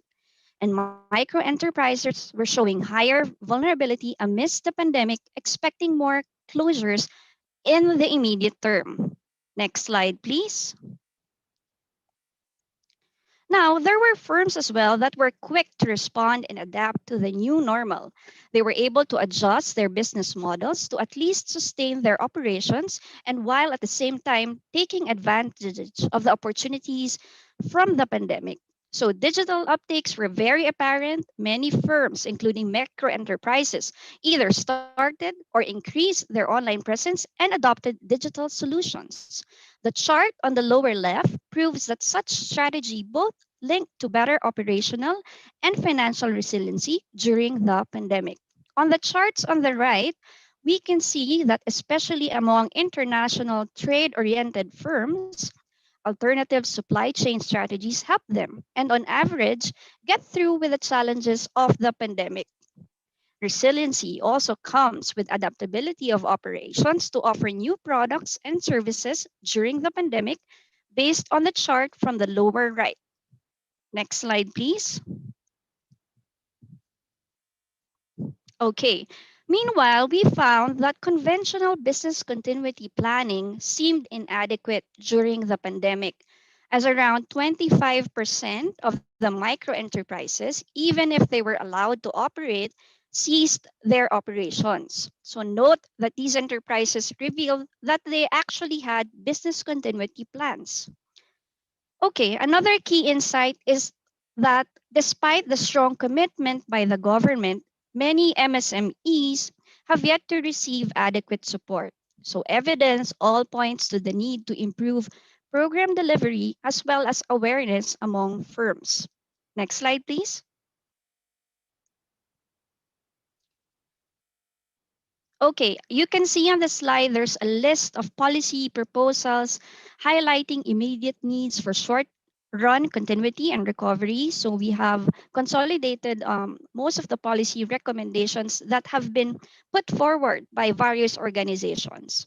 And it is observed that the immediate needs for short-run continuity and recovery must be emphasized. But at the same time, policy measures should be designed to strongly link recovery efforts with long-term goal to promote resiliency amidst uncertainty. And on my last slide, we were able to compile a call for action to strengthen MSME resiliency amidst an uncertain future.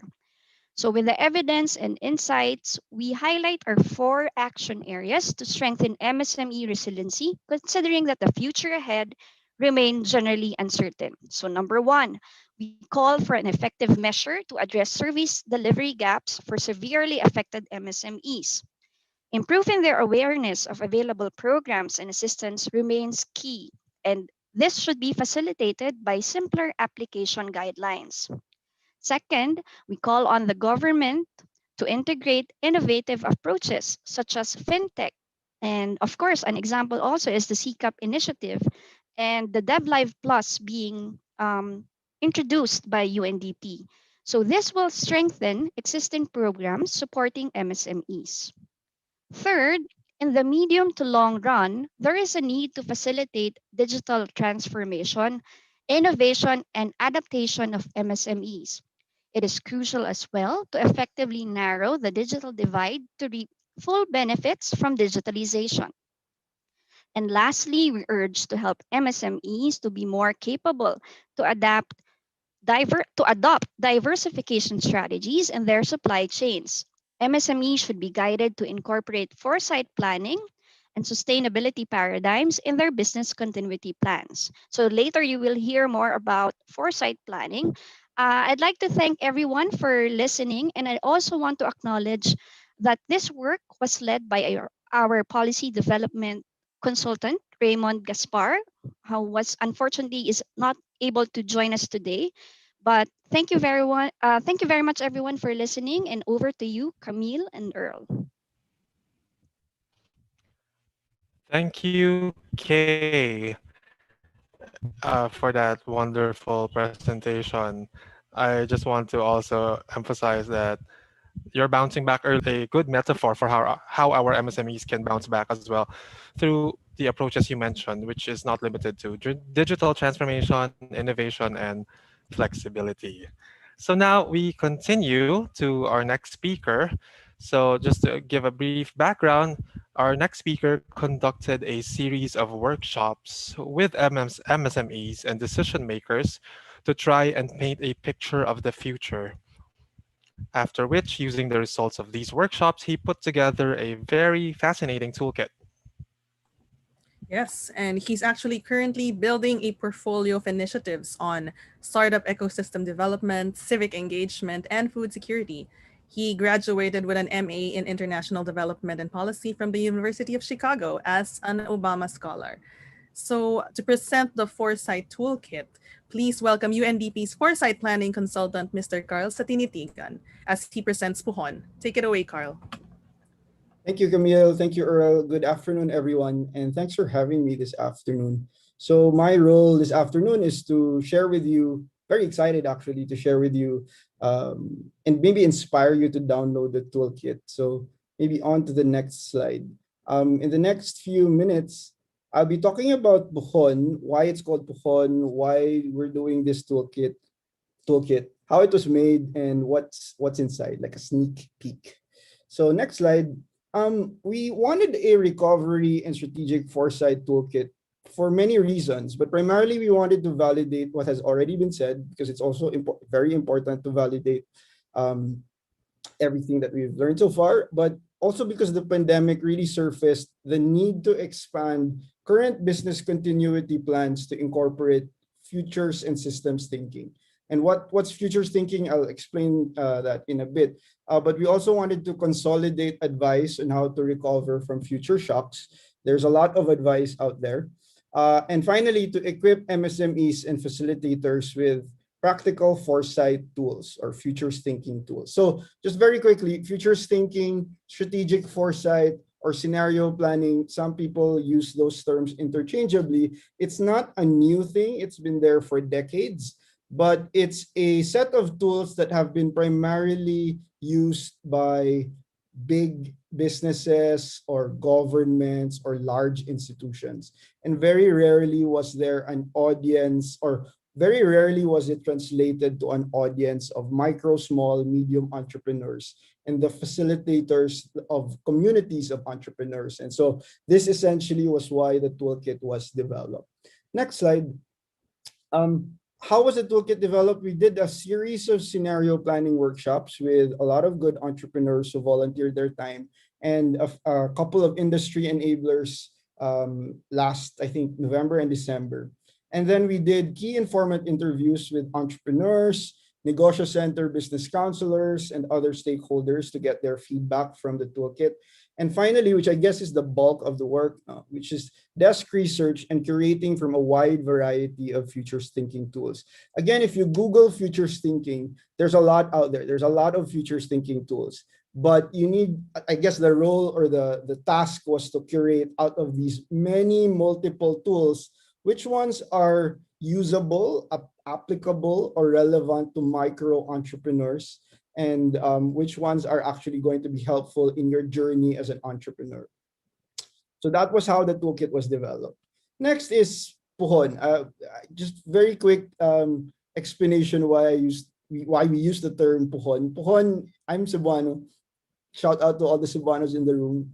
Puhon is a Cebuano term that means someday soon. It means hopefully. It means in due time or in God's time. It even means a healthy indifference to things beyond our control. My father would usually say, if you want to say something about the future, say puhon, puhon. But it's also a good term that captures, I think, two guiding principles of the toolkit. One is that what you foresee is what you get, meaning that as entrepreneurs, we tend to, by virtue of starting a business, right, we already imagine an ideal future state where our enterprise is thriving. That's already foreseeing what we want to get. But also the other part there is that you can't put off tomorrow. Tomorrow will eventually come. And so there's really no choice but to prepare for it. So I thought Puhon captured those principles beautifully. And that's why we called it that. Also because strategic foresight sounds so intimidating to the person who's new to it. So I thought maybe Puhon is like a quick intro to that term. The next slide, what's in the toolkit? There you go. The toolkit provides information, tools, tips, links to more resources as you chart your own path of recovery and resiliency.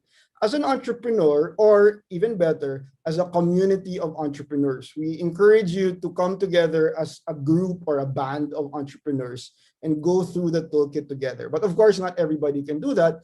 But ideally, you're a group of entrepreneurs going through the toolkit together.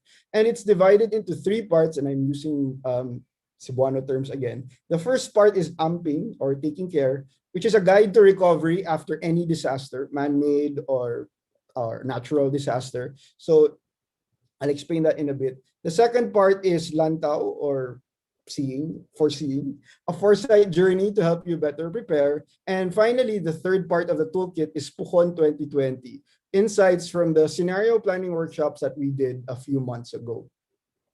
So for the first part of the toolkit, next slide, called amping, it's really a recovery guide. So it's basically practical tips for micro entrepreneurs. Again, we just wanted to consolidate advice that's out there. There's so much advice, as you all know, and it can be really difficult to navigate this. And that's why sikap.com.ph is a wonderful resource, because you can then,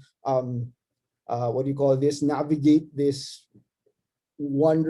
crazy world of advice. But this part of the toolkit is like a consolidation of that advice that's practical for you. It includes a recovery checklist for entrepreneurs and some additional resources on recovery. So there are links there to toolkits, for example, in other languages or in other dialects or in other very more specific instances that's more relevant to other entrepreneurs.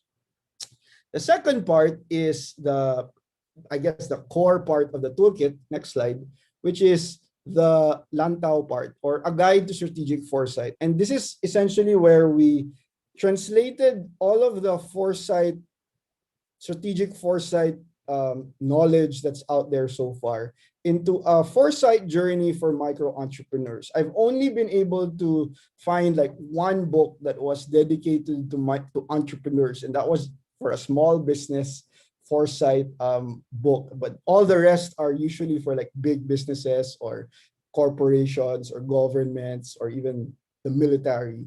And so we tried to learn from all of that, but see which one of these would actually be useful for really, really small entrepreneurs or really, really small enterprises who do not have enough time, who do not have a lot of resources. And so we translated we translated all of that into an 8-step journey, and we made it as simple as possible. And the 8 steps are: first, scanning the horizon, which is looking at what's around you or what you think is going to happen using some specific tools. Number 2 is identifying key driving forces, or things that are expected to happen in the future that will influence that future. 3, understanding those key driving forces. So it's not enough that you know what the driving forces are. It's really important to have a deep understanding of what these key driving forces are. Then 4, out of these driving forces, imagine alternative future scenarios. And again, alternative future scenarios. Not imagine one future, because as we know, we cannot predict the future. The step 4 is about imagining alternative future scenarios. And then number 5, you dive deep into each scenario. See, if this scenario will happen, will take place, what do I need to do? Or what would it look like? What would it feel like? What would my business look like if this actual scenario happened? Now, if this other scenario happened, what will my business look like? And then number 6 is strategizing for each scenario. What are some of the strategies that you can then use or employ or formulate or design for each particular scenario? And then number 7, you test each strategy. So the goal of this number 7 is, as soon as you identify multiple strategies across multiple scenarios, you can then have a better understanding. Out of all these strategies, it looks like strategy number 4, for example, is very relevant to more scenarios than others. And so maybe I will focus my resources on that. And finally, number 8, making foresight a habit. And then the rest of the toolkit includes tips for community facilitators and additional resources on strategic foresight.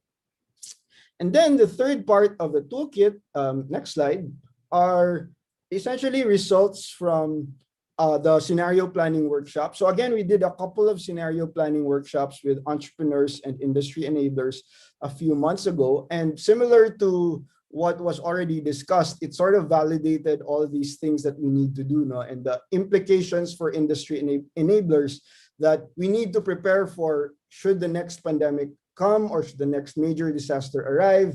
So things like demand stimulation programs, actual support for pivoting to sustainable models, innovative financing options, support for data-driven platforms like SIKAP, and implications for entrepreneurs. So one clear output from the workshop was that scenario planning, strategic foresight, futures thinking has this potential to clarify interventions, meaning out of the many potential interventions that we can deploy, which ones are the most ideal, and then prioritize. So out of many, and which ones do we start with?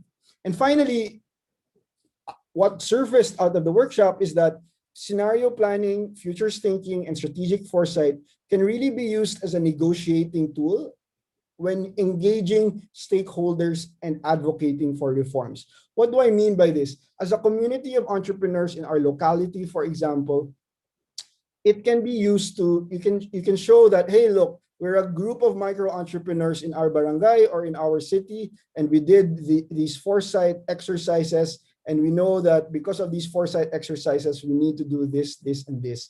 And that would be a wonderful negotiating tactic for you when you engage your mayor, for example, or when you go to your DTI Negosyo Center. So next slide. Again, just a reminder, strategic foresight, futures thinking, scenario planning. The goal is not to predict the future. No one of us here would have predicted that the pandemic would keep us in our houses this long. That's not the goal here. The goal here is to imagine alternative futures. Imagine multiple types of futures that might be plausible or that might be possible so that we are better prepared for whatever future that might be. And again, it's very similar already to what you guys are familiar with if you're already doing business continuity planning, when you're doing that through iAdapt or through sikap.com.ph. What the Foresight Toolkit adds lang are additional tools that you can use to incorporate futures thinking in that toolkit. And so finally, with that quick sneak peek, next slide, we highly encourage you to download the toolkit, go through it individually, and then go through it with your friends, with your other entrepreneur friends, with your own negosyo center in your area.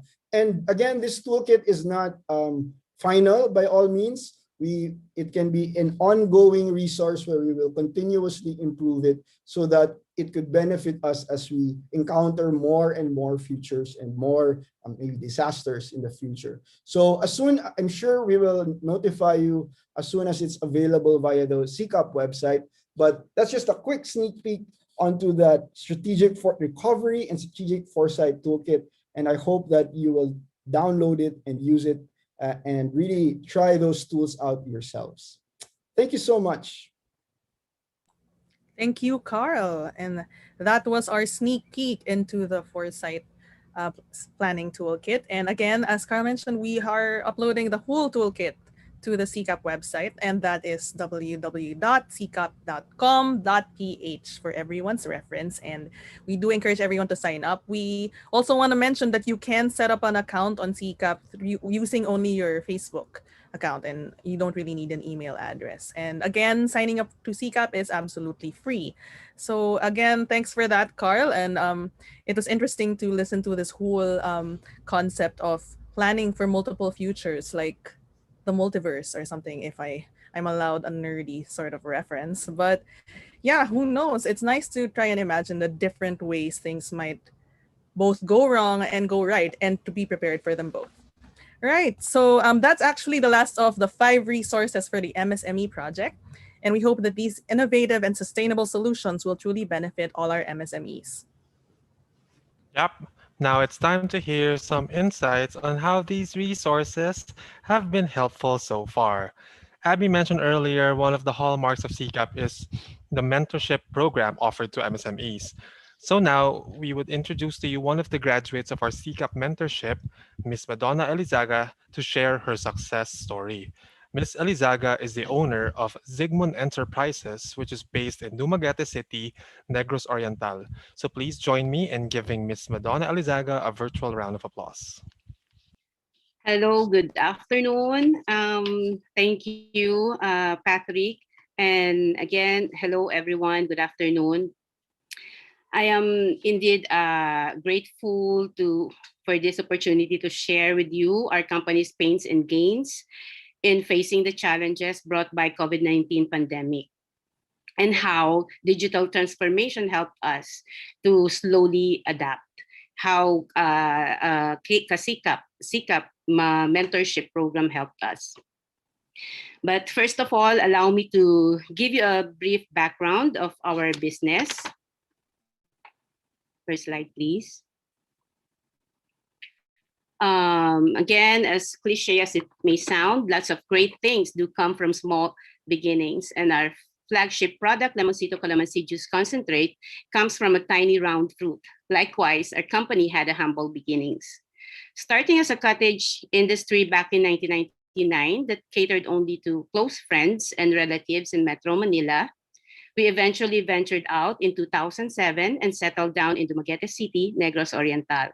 At our brand new home, we began to thrive and slowly earn a reputation for providing only the best, naturally delicious and nutritious fruit concentrates in the community. Thanks to the Department of Science and Technology, the Small Enterprise Technology Upgrade, also known as DOST, set up Department of Trade and Industry for trainings and marketing assistance. and Negros Oriental Food Safety Team, Sigmund Enterprises now holds FDA license to operate as food manufacturer, a certification of product registration, and a certificate for good manufacturing practice under the brand name Lemoncito.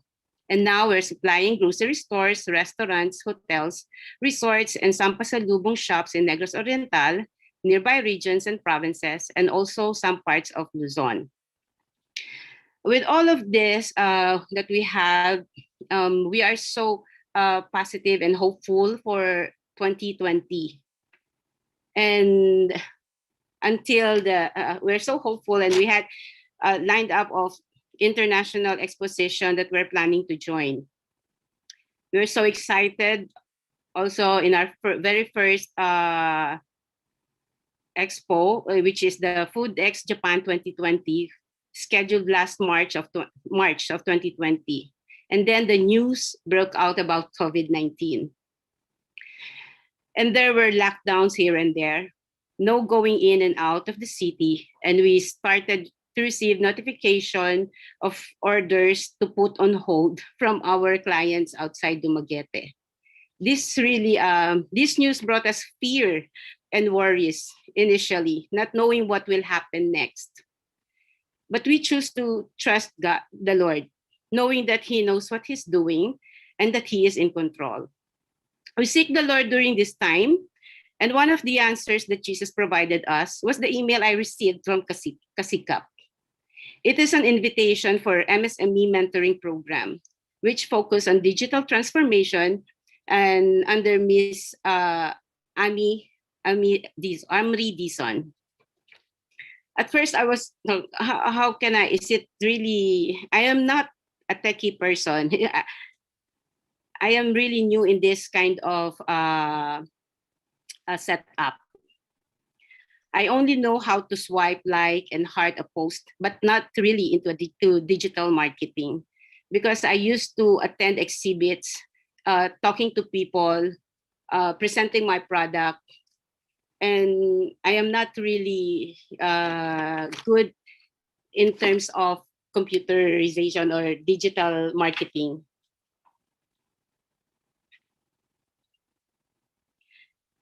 Because of this new normal, I was forced to learn. And thank you for SIKAP for that mentoring program.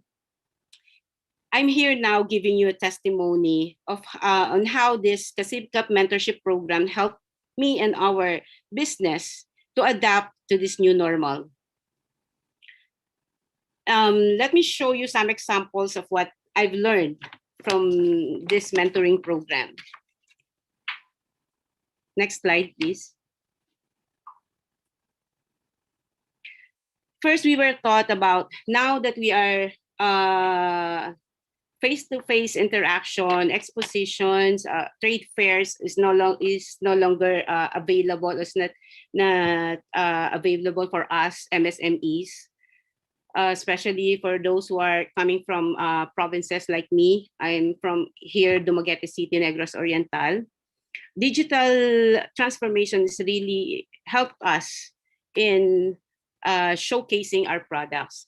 And here we learned how to, and first of all, Miss Amrit taught us to really know our target market.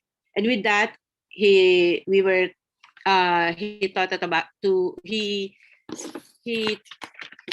she told us to make identify our target market by using the guide that used to identify our target market.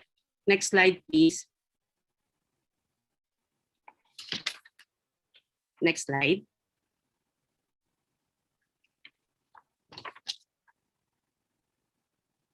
Next slide, please.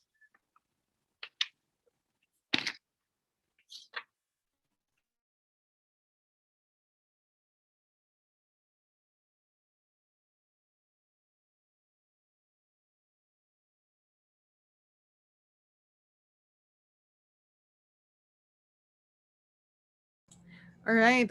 Good afternoon again. I believe Miss Donna is having some technical issues.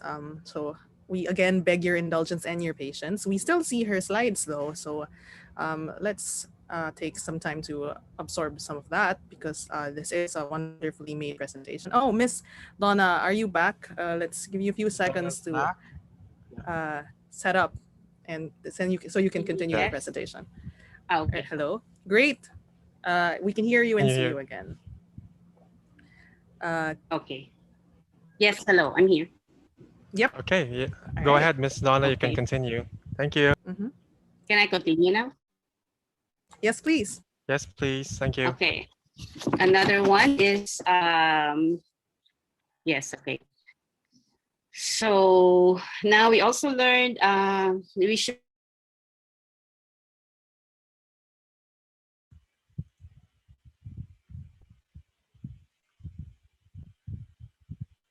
Miss Donna, you're on mute. Okay, there you go.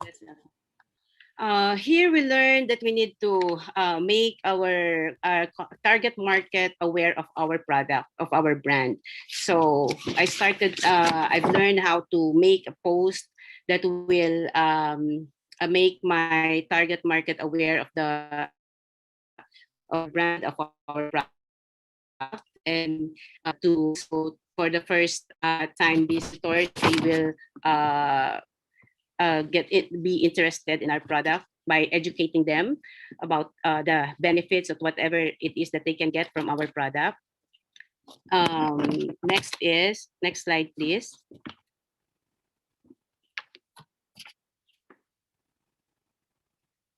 Then next is consideration. That we've learned that we need to first, the awareness is for the people to know our products. And next, this one is for our market to consider our brand, that we can communicate our brand, that we can speak directly to them and know their experience about our products.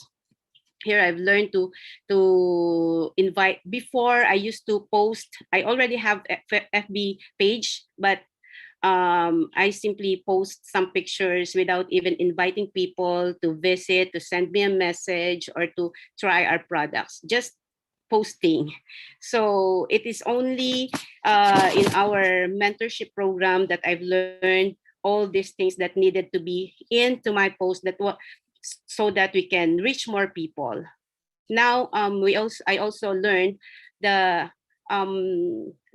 mostly what time my viewers or those who look at my post, the time they look at it, even the age, the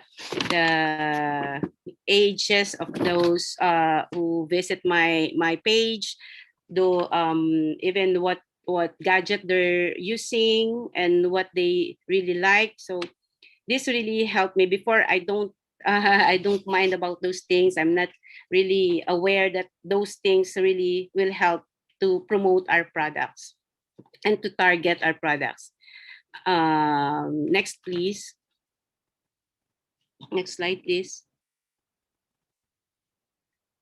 And then after taking consideration, after the goal is for people to really evaluate our brand, our products, and to connect to them. Next is that this is the time to communicate our value proposition. Why are we different from the others? And this time I've learned to put a call of action button, which help our visitors or prospective clients to communicate to us directly.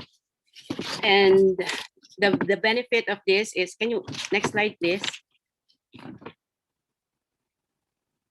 I also learned to plan my posting, like for this one. When it's about this Women's Month. So every month, if there's something that event or something, I plan what I will post.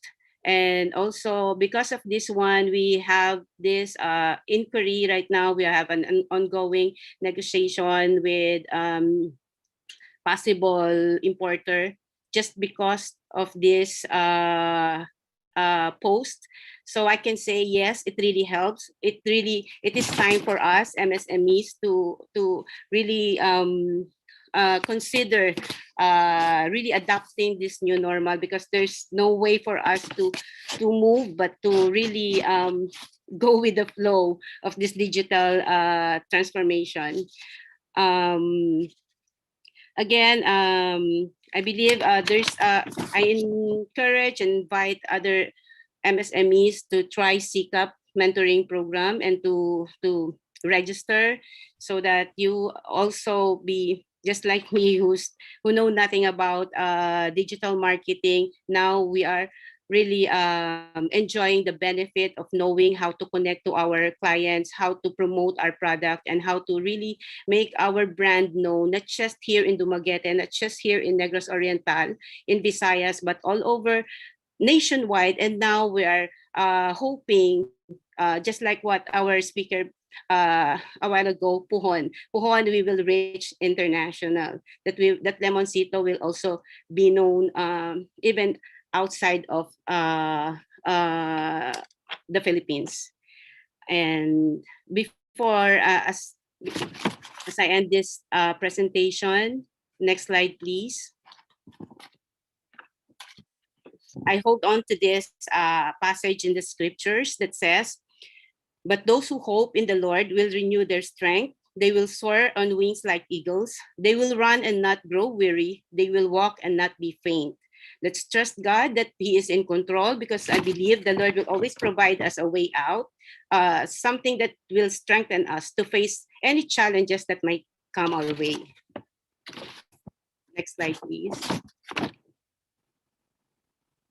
That's all, and thank you so much. Thank you for this opportunity. God bless. Wow. Thank you, Miss Madonna, for that very inspiring sharing session. We are very happy to hear that SIKAP was an answered prayer, as you have mentioned, and that the mentorship program has helped you to know your customers, as well as really focus on sharpening the whole customer experience through awareness, communication, and engagement.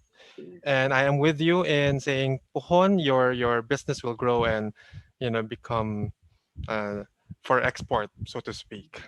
Now, as also mentioned earlier, we'd like to invite everyone to sign up for the next round of our SIKAP mentorship program, which will take place in April.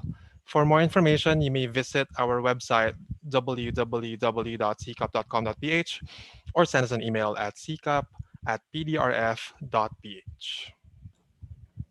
That's right. Please do sign up for the mentorship. As you can see, it does have a lot of rewards, and we are excited to share our knowledge with you. Now, for the next portion of our program, we've invited two distinguished speakers from both the public and private sectors to share their insights on the tools and resources that have been presented today. We're honored to have with us Mr. Edwin Pasajol, who is currently the Chief Trade and Industry Development Specialist at the DTI Bureau of Small and Medium Enterprise Development, and Mr. Edwin Salonga, the Country Program Manager of the Asian Disaster Preparedness Center. So first to give his reactions will be Mr. Edwin Pasajol. Let's give him a virtual round of applause, please. Right. Yes, magandang hapon, and thank you, Camille and Earl, for successfully hosting this event. And magandang hapon sa lahat, especially sa ating mga panelists at mga attendees sa mga MSMEs na nandito. And both doon, I believe sa Facebook, live din tayo. So thank you very much for this opportunity. Although this is a very quick invitation for me because of Director Jerry is with another engagement. But I will give is a very brief input. Ang sabi niya is we welcome all of your outputs, and we acknowledge, because this will really facilitate us in terms of recovering our MSMEs. So a few insights from the work packages that have been presented are on the following. I will make it very quick kasi alam naman natin yung mga engagements natin, and we are partners in many activities and on the key insights and survey output, work package 1 and 2. Based on the findings of the survey, it is interesting to note that there are yung mga respondents who have a BCP before the lockdown, And we believe that the survey, mas maganda sana if this will determine whether those BCP assisted MSMEs are not responding to the ongoing pandemic, yung mga BCPs na ginawa nila. And it would be a good show that this linkage so that to show this linkage so that we can encourage more MSMEs to develop their continuity plans. Other strategies could also be incorporated, such as those access to additional funding or risk transfer mechanisms, such as yung mga microinsurance, And for comparison, DTI also has been, has conducted surveys, as well to determine the impacts of mga COVID-19 to the MSME sector. And just to share a few surveys conducted sa mga negosyo na in full operations, partial operations, saka yung who have stopped or closed their operations. And there is an increase of 39.7% for the period of August 8 to October 12 compared with March 16, June 14, which is 14.7%. Those naman in partial operations had a decrease of 9.9% for the period of August 8 to October 21. Which is 40.8% compared with March 16 to June 17, na 50.7%. And those with businesses that have stopped or closed operations show a decrease as well, of 29.8% for the period August 8 October 21 compared with last year's 34.6%. So other findings, yung decline in sales reported na 64.3 are operating. About 57.1% of those operating businesses indicated that the size of their workforce remained the same. And of course, 33.3% availed assistance in complying with government regulations, such as business name registrations and other permits.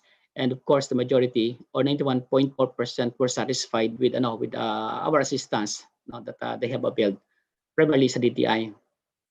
And I see the result of your service as well now, complementing with with our or a reflection of really what is happening on the ground, and which could aid in our way of facilitating recovery for our MSMEs. On the second part, which is how has the SIKAP program or platform in terms of DTI engagement, how has it affected the member MSMEs of the DTI? Well, as mentioned by Abby in her presentations, the DTI as a co-chair of the MSME Resilience Core Group or RCG, which actively supports the implementation of the SIKAP, synergizing recovery initiatives, knowledge and adaptation practices for MSMEs. So at the regional level, we have been encouraging our regional offices to contribute to the knowledge built up that would further assist our MSME clients. So in fact, our MSMEs and enablers from DTI 6 and Region 8 participated in your SIKAP project scenario planning workshop held last year. On work package 4, which is yung policy implication, key insights, we are open to the recommendations developed by the body, and we will look at how you can translate it into more compelling policy or directives and concrete initiatives that can help in making our businesses or MSMEs target of future proof. And for the Foresight planning toolkit, we had a meeting with this with Carl and UNDP about the PUHON, and we are thinking of how these productivity tools can be incorporated with our tech tools. We have this the tech tools which MSMEs can look for at to reinvent their business. So during this COVID-19 crisis, and this involved different technology tools, applications, platforms, and resources available in coping with the challenges and disruptions brought about by the pandemic. Ang sabi ko nga kay Carl during the meeting, yung PUHON, maganda yung definition, but nobody fully understand it well, kasi nga Cebuana term yan at saka siya, sabi dito, nakalagay kanina is in God's time, which I think is a good definition, in God's time or in due time. Kaya lang, as you can see from the chat, may mga nakita tayo dyan, PUHON. PUHON is a puhunan or capital investment, which is natawa ko. Maganda rin siyang ang ibig sabihin, we are learning a lot of vernacular terminologies, but it would help kasi nga laymanized siya, but too laymanized could mean baka hindi na masyado maintindihan, especially of those who have not encountered that. So in that connection, we believe also in the importance of strategic foresight as necessary skill, especially to ensure the resilience and continuity of our local MSMEs. And of course, we want them to anticipate disruptive scenarios that better respond to those. And it would also be important to consider incorporating the toolkits on how entrepreneurs can act on the so-called now, in what is happening actually, and adjust while we are still in these situations of a pandemic. And sabi nga natin, for now, we want them to survive so that they can plan strategically for their future. So with that, thank you very much. And yun, as mentioned by Director Jerry, sabi nga, we welcome all of these outputs and acknowledge that because this will really facilitate our MSMEs recovery. So mabuhay po ang ating MSMEs, tayo mga enablers, at magandang hapon po sa lahat. Thank you very much, Mr. Pasahol, for your unwavering support. It's interesting to note that the results of our survey complements or supports the observations of DTI on what's been happening on the ground, so to speak. And we are also excited to hear how you're looking to incorporating Pohon into your existing tools. Now we would like to hear from another champion of the project, Mr. Edwin Salonga, this time for his reactions. Over to you, Mr. Edwin Salonga. Magandang hapon sa inyong lahat. Of course, maraming salamat sa iyo, Earl and Camille. Magandang hapon po sa ating lahat. I would like to begin by congratulating the organizers of this event, of course, the Connecting Business Initiative, PDRF, OCHA, and UNDP for successfully establishing SIKAP. Actually, I have visited the SIKAP website several times, and I can attest that this unified online business recovery hub is indeed a great initiative to help micro, small, and medium enterprises bounce forward to the next normal. I believe that the huge number of participants that are tuned in today in our webinar, around 300 individuals, I think, is a testament.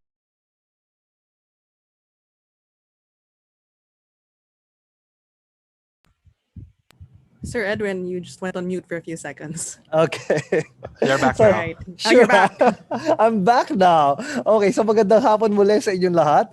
And I would like to thank again the organizers of this event. If you have not heard me earlier, Connecting Business Initiative, PDRF, OCHA, and UNDP.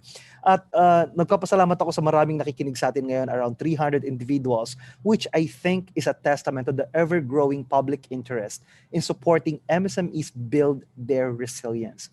Thank you for inviting me in this event. You know, the Asian Disaster Preparedness Center, or ADPC, is an autonomous international organization that works to build the resilience of people and institutions to disasters and climate change impacts in Asia and the Pacific.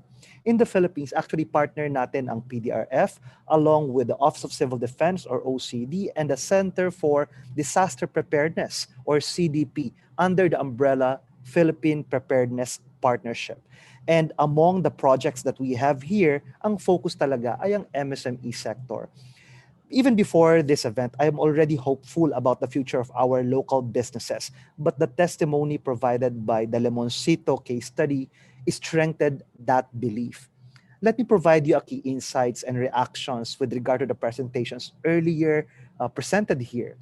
As regards the survey output, overall, I find it commendable that this initiative is deeply rooted in what's really happening on the ground. Katulad nga ng sabi ni Sir Edwin din kanina, in coming up with the landscape of MSMEs in the country, nagkaroon ng key informant interviews and survey to gather the actual experiences of MSMEs. And to be honest, the results of the study was not a surprise to me. Nevertheless, hearing them pains me a lot, no? Kasi the struggles of MSMEs just to stay alive are really big, and it's really difficult to hurdle those challenges. It just amplifies the need to support the MSME sector as they strive to rebuild and recover. And with regard to the SIKAP Resilience Hub, as presented earlier, ADPC is full supportive of this, no? They say knowledge is power, and it is nice to have a repository of information related to COVID-19 pandemic and MSME resilience. Yung isang website lang ang pupuntahan natin and you can find everything that you need there. I think this is helpful, especially to the micro enterprises na nahihirapang mag-navigate ng napakadaming resources. With regard to Resiliency Academy, ADPC of course supportive of this. We believe in the immense potential of the course offerings. In fact, we feel that there could be a lot more to be improved if we have more courses aside from championing business continuity and family preparedness planning. Napakaganda na ng mga initiatives na to. Dagdagan pa natin. Commendable din yung mga webinars na ginagawa natin ngayon and the mentorship sessions that provide technical assistance to MSMEs. I would like to re-echo the invitation extended earlier for MSMEs to sign up and be part of the program. We encourage all of you to gain access to valuable information and knowledge resources. Kanina rin, it was presented that the severe impacts of COVID-19 to local businesses included subdued customer demand, transportation and logistics issues, concerns about human resources, lalo na in terms of compliance to health protocols, and weaker financial performance. Can you just imagine having your sales lower by even 50% compared to the pre-pandemic period? While some have BCPs or business continuity plans, many are inadequate. And that's the reason why we have this program. Many were also not able to access government support. Pero hindi naman doon natatapos lahat, di ba? Especially with regard to the SIKAP Platform, digital solutions are found to be a viable coping strategy. And I also am for this call of action for effective measures to target those that are severely affected. Financial technology, lalo na ang paggamit ng mobile money, dahil ang mga micro enterprises ngayon at ang mga SMEs are really into digital transformation already, making sure that they are present in the digital landscape. And therefore, financial technology and mobile money are really important tools for everyone. And to diversify strategies with regard to their BCP. Kanina, I'm also very interested and I was tuning in to the presentation about pohon. Such a lovely word, meaning someday soon, in God's time. And I think this is quite new. And this is really important as a message because it extends business continuity planning by incorporating foresight planning. Kaya lang, syempre, like any other new introductions, kailangan pa nito ng mas malaking traction so that it would be understood. So maybe my two questions with regard to this one, and this could be addressed soon, if not later, would be the availability in local languages. Many of us can speak English fluently, but I think when we are on the ground, these tools would be more useful and relevant if this were to be read and understood in local languages and dialects. So translations, I think, is a must. The second thing that I would like to recommend about pohon is maybe providing examples, maybe giving them as attachments, as case studies. I think that would be nice because right now, the concept is quite understood at our level, but if we are to make sure that this is understood in the ground, we need to provide case studies and examples to serve as guides, especially to those who will be thinking about business continuity planning just for the very first time. So with that, that is my reaction to this very important and meaningful event. So thank you once again to the organizers for engaging ADPC in this event and having me as a reactor. I hope that I was able to contribute towards a meaningful discussion with the overall aim of generating more support for our MSMEs. Congratulations again to the organizers of this SIKAP event, and you can be assured that katulad din ng DTI, ADPC will continue to support initiatives like this one in view of strengthening the recovery of MSMEs. So on behalf of ADPC, let me wish you all a wonderful journey towards resilience. Back to you, Earl and Camille. Thank you, Mr. Salonga. What a wonderful reaction and reflection on all that's been presented this afternoon. And we thank you for your unfaltering support for SIKAP and for all the initiatives presented as part of the MSME project. Really, the support of PhilPrep and ADPC has been instrumental in the success of the project so far. Just to respond to your two questions and suggestions on Puhon, on the toolkit being translated into local languages, that is a very important and very good suggestion, actually. For now, we have the toolkit translated into Filipino, but when you talk about more examples, case studies, and specific instances, we do want to mention that at the last chapter of the Puhon toolkit, you do have the workshop outputs. But yes, thank you. We've taken all of that into consideration, and there's always room for improvement, really.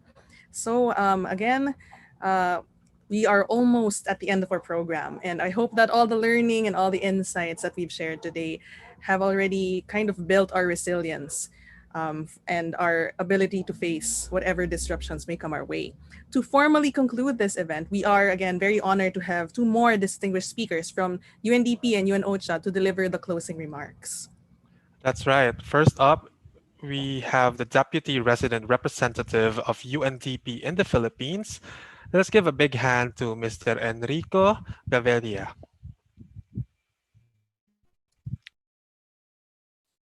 Hello, can you hear me? Go ahead, sir. Right, fantastic. Okay, excellent.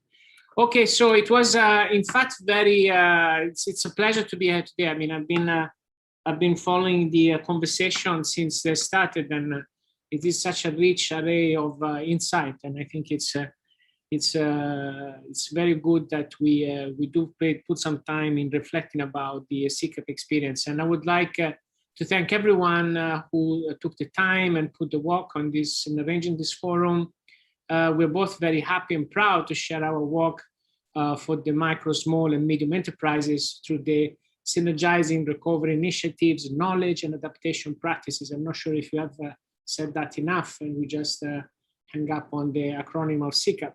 But this is, before I share some takeaways from UNDP on the discussion we had today, let me take this opportunity not to forget to say thank you to a couple of people who have made this possible. Of course, Riza Neri of Connecting Business Initiative, CBI, for your organizational general support to the initiative, to Edwin Pasahol of Department of Trade and Industry, and continuously providing technical guidance to us. We are particularly grateful, sir, for the inputs your office has provided, always with a keen eye of making sure we ameliorate the results for the MSMEs.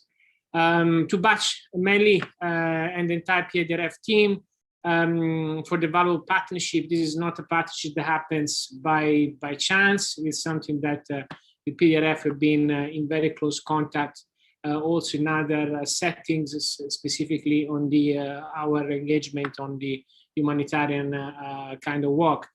And of course, to my dear colleague Mania Vidic, head of the UNOCHA here in the Philippines. UNDP and OCHA have worked together and do work together at the intersection of humanitarian development in many countries around the world. The Philippines is one of the example in this. So thanks a lot, Mania. I'm sure you're good with the next speaker, in fact, if I remember correctly. So thanks a lot also to all the source people who have talked today, and to our partners, the entire team in SIKAP project, and of course to my colleagues at UNDP who make these things happening. Look, the COVID-19 pandemic has definitely underscored the crucial role of the public sector to efficiently and effectively respond to the immediate needs of vulnerable segments of the population, and including small entrepreneurs. It is not a brainer, right? That is critical for the MSMEs that can access adequate and consistent information, and those eligible can access available support measures. And this has been going on for over a year now, and I think it's important. This is a crisis that is being protracted in nature. It's not a crisis in which maybe the Philippines was used to before in terms of disaster risk management and response, which was a calamity, respond, and then you try to recover. This is a protracted, lengthy crisis which has put many at the edge of their capacities, and the resilience have been tested significantly. We learned in the work course of SIKAP, and we saw that there is a need to better engage MSMEs using practical tools, along with close collaboration with the private sector. And we're proud to note that through the SIKAP, these tools are now available to support the MSMEs in their journey towards recovery resilience, which is continuously fluctuating from responding to the COVID spike, which is currently being faced right now, and then a recovery effort, and then back into the crisis and recovery effort. So it's a bit of an elastic kind of back and forwards and that. And I think these tools now do equip ourselves to respond to the situation better as we adapt to the circumstances. Despite the current responses to assist the MSMEs, the trajectory of the post-pandemic recovery remains uncertain. Cash flow and liquidity concerns of smaller businesses persist, alongside immediate measures already in place and the long-standing barriers of the financial access, particularly among macro entrepreneurs and women entrepreneurs, needs to be addressed over the medium term. UNDP acknowledged the need to strengthen the existing programs supporting MSMEs by integrating innovative approaches, and the SIKAP project is one of these innovative approaches. I would like to note 3 key points to which we can all learn and continue to work as we navigate our way through 2021. Number 1 is adapting to growing digital economy. I think the COVID pandemic has ushered many economic activities to leverage technological solutions brought by lockdown and restricted mobility. I was very pleased to hear the real case example just before my intervention. The use of the online platform has enabled servicing customers' need while maintaining health and safety protocols. Customers now tend to rely heavily on online platforms in buying products and services, as well as cashless digital payment. Digital solutions have also made work from home arrangements, as we're all connected today, I think more possible, ensuring workers remain safe and healthy during the pandemic. The second point, I think it's in relation to business resiliency through business continuity plans. A huge part of enterprises' resiliency depends on how agile a firm could be able to adapt to simultaneous pressures on its finance, on operations, on commercial viability, on its service line, on its product value chain. Programs integrating uncertainty scenarios in cash flow models, while at the same time determined response priorities should be organized, and they are vital. And I think we got an example right before. Strengthening business continuity plans could be complemented by strategic foresight and future thinking paradigms envisioned in the Foresight planning toolkits developed under the SIKAP project. So in the event that another crisis at the same time hits, then we do have additional tools to respond to this. And this is particularly important in the Philippines when you consider that we may actually face at one point in time in 2021 compound crisis, which are the one of the natural disaster, which every year plagued the country, at the same time with the one, of course, with the protracted COVID crisis. Long-term measures and not only band-aid solutions, I think are important for us as we strengthen the social texture and the way this the community replies to a situation of crisis, and why there is a big high pressure to address the immediate challenges brought about the pandemic. The goal for all MSMEs is to rebuild for the longer term. I hope that this insight and some of the key takeaways from our perspective could actually serve to be some of the building blocks towards a more resilient recovery of MSMEs in the Philippines, and that this recovery will follow a trajectory that will benefit both people and the planet. Here, what we're looking at is, and I'm particularly pleased by the triangulation of several agency expertise from the international sector, but then the government, of course, which is in charge of the recovery and the response, as well as the private sector, which is aligned, and the first manifestation of private sector, of course, is at the MSMEs level. So I'm looking at the great opportunity of a new social contract that has been displayed with the SIKAP project. One of those in which we all row in the same direction, that we realize that we are all in the same boat. There is no private or public sector where you're in need. We're all playing a different role game. At least that from the angle that I view this. And I think it's the diversity of our professional engagement that for some, in fact, is much more than a professional engagement. It becomes a mission. And I think for the people of who are contributing to the SIKAP project, this is what this all means. So I really thank you for your time, and it's been a pleasure sharing these couple of hours with you. Thank you very much. Grazie mille, Enrico. Next, we have the head of OCHA Philippines, Ms. Manya Vidic. Let us welcome her with a virtual round of applause.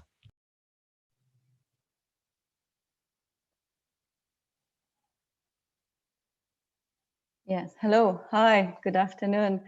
It is truly remarkable to see where our joint collaboration took us from where we started less than a year ago. It's as a sprint to build this initiative. And I think above all, SIKAP is a success story of partnerships.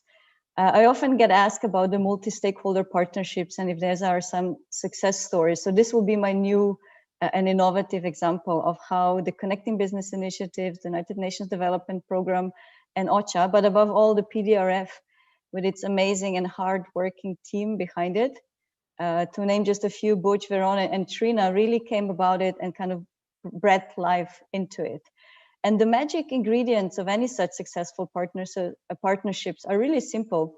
It's built on trust, respect for each other's capabilities, and genuine collaboration. And I can see that all elements are there behind SIKAP.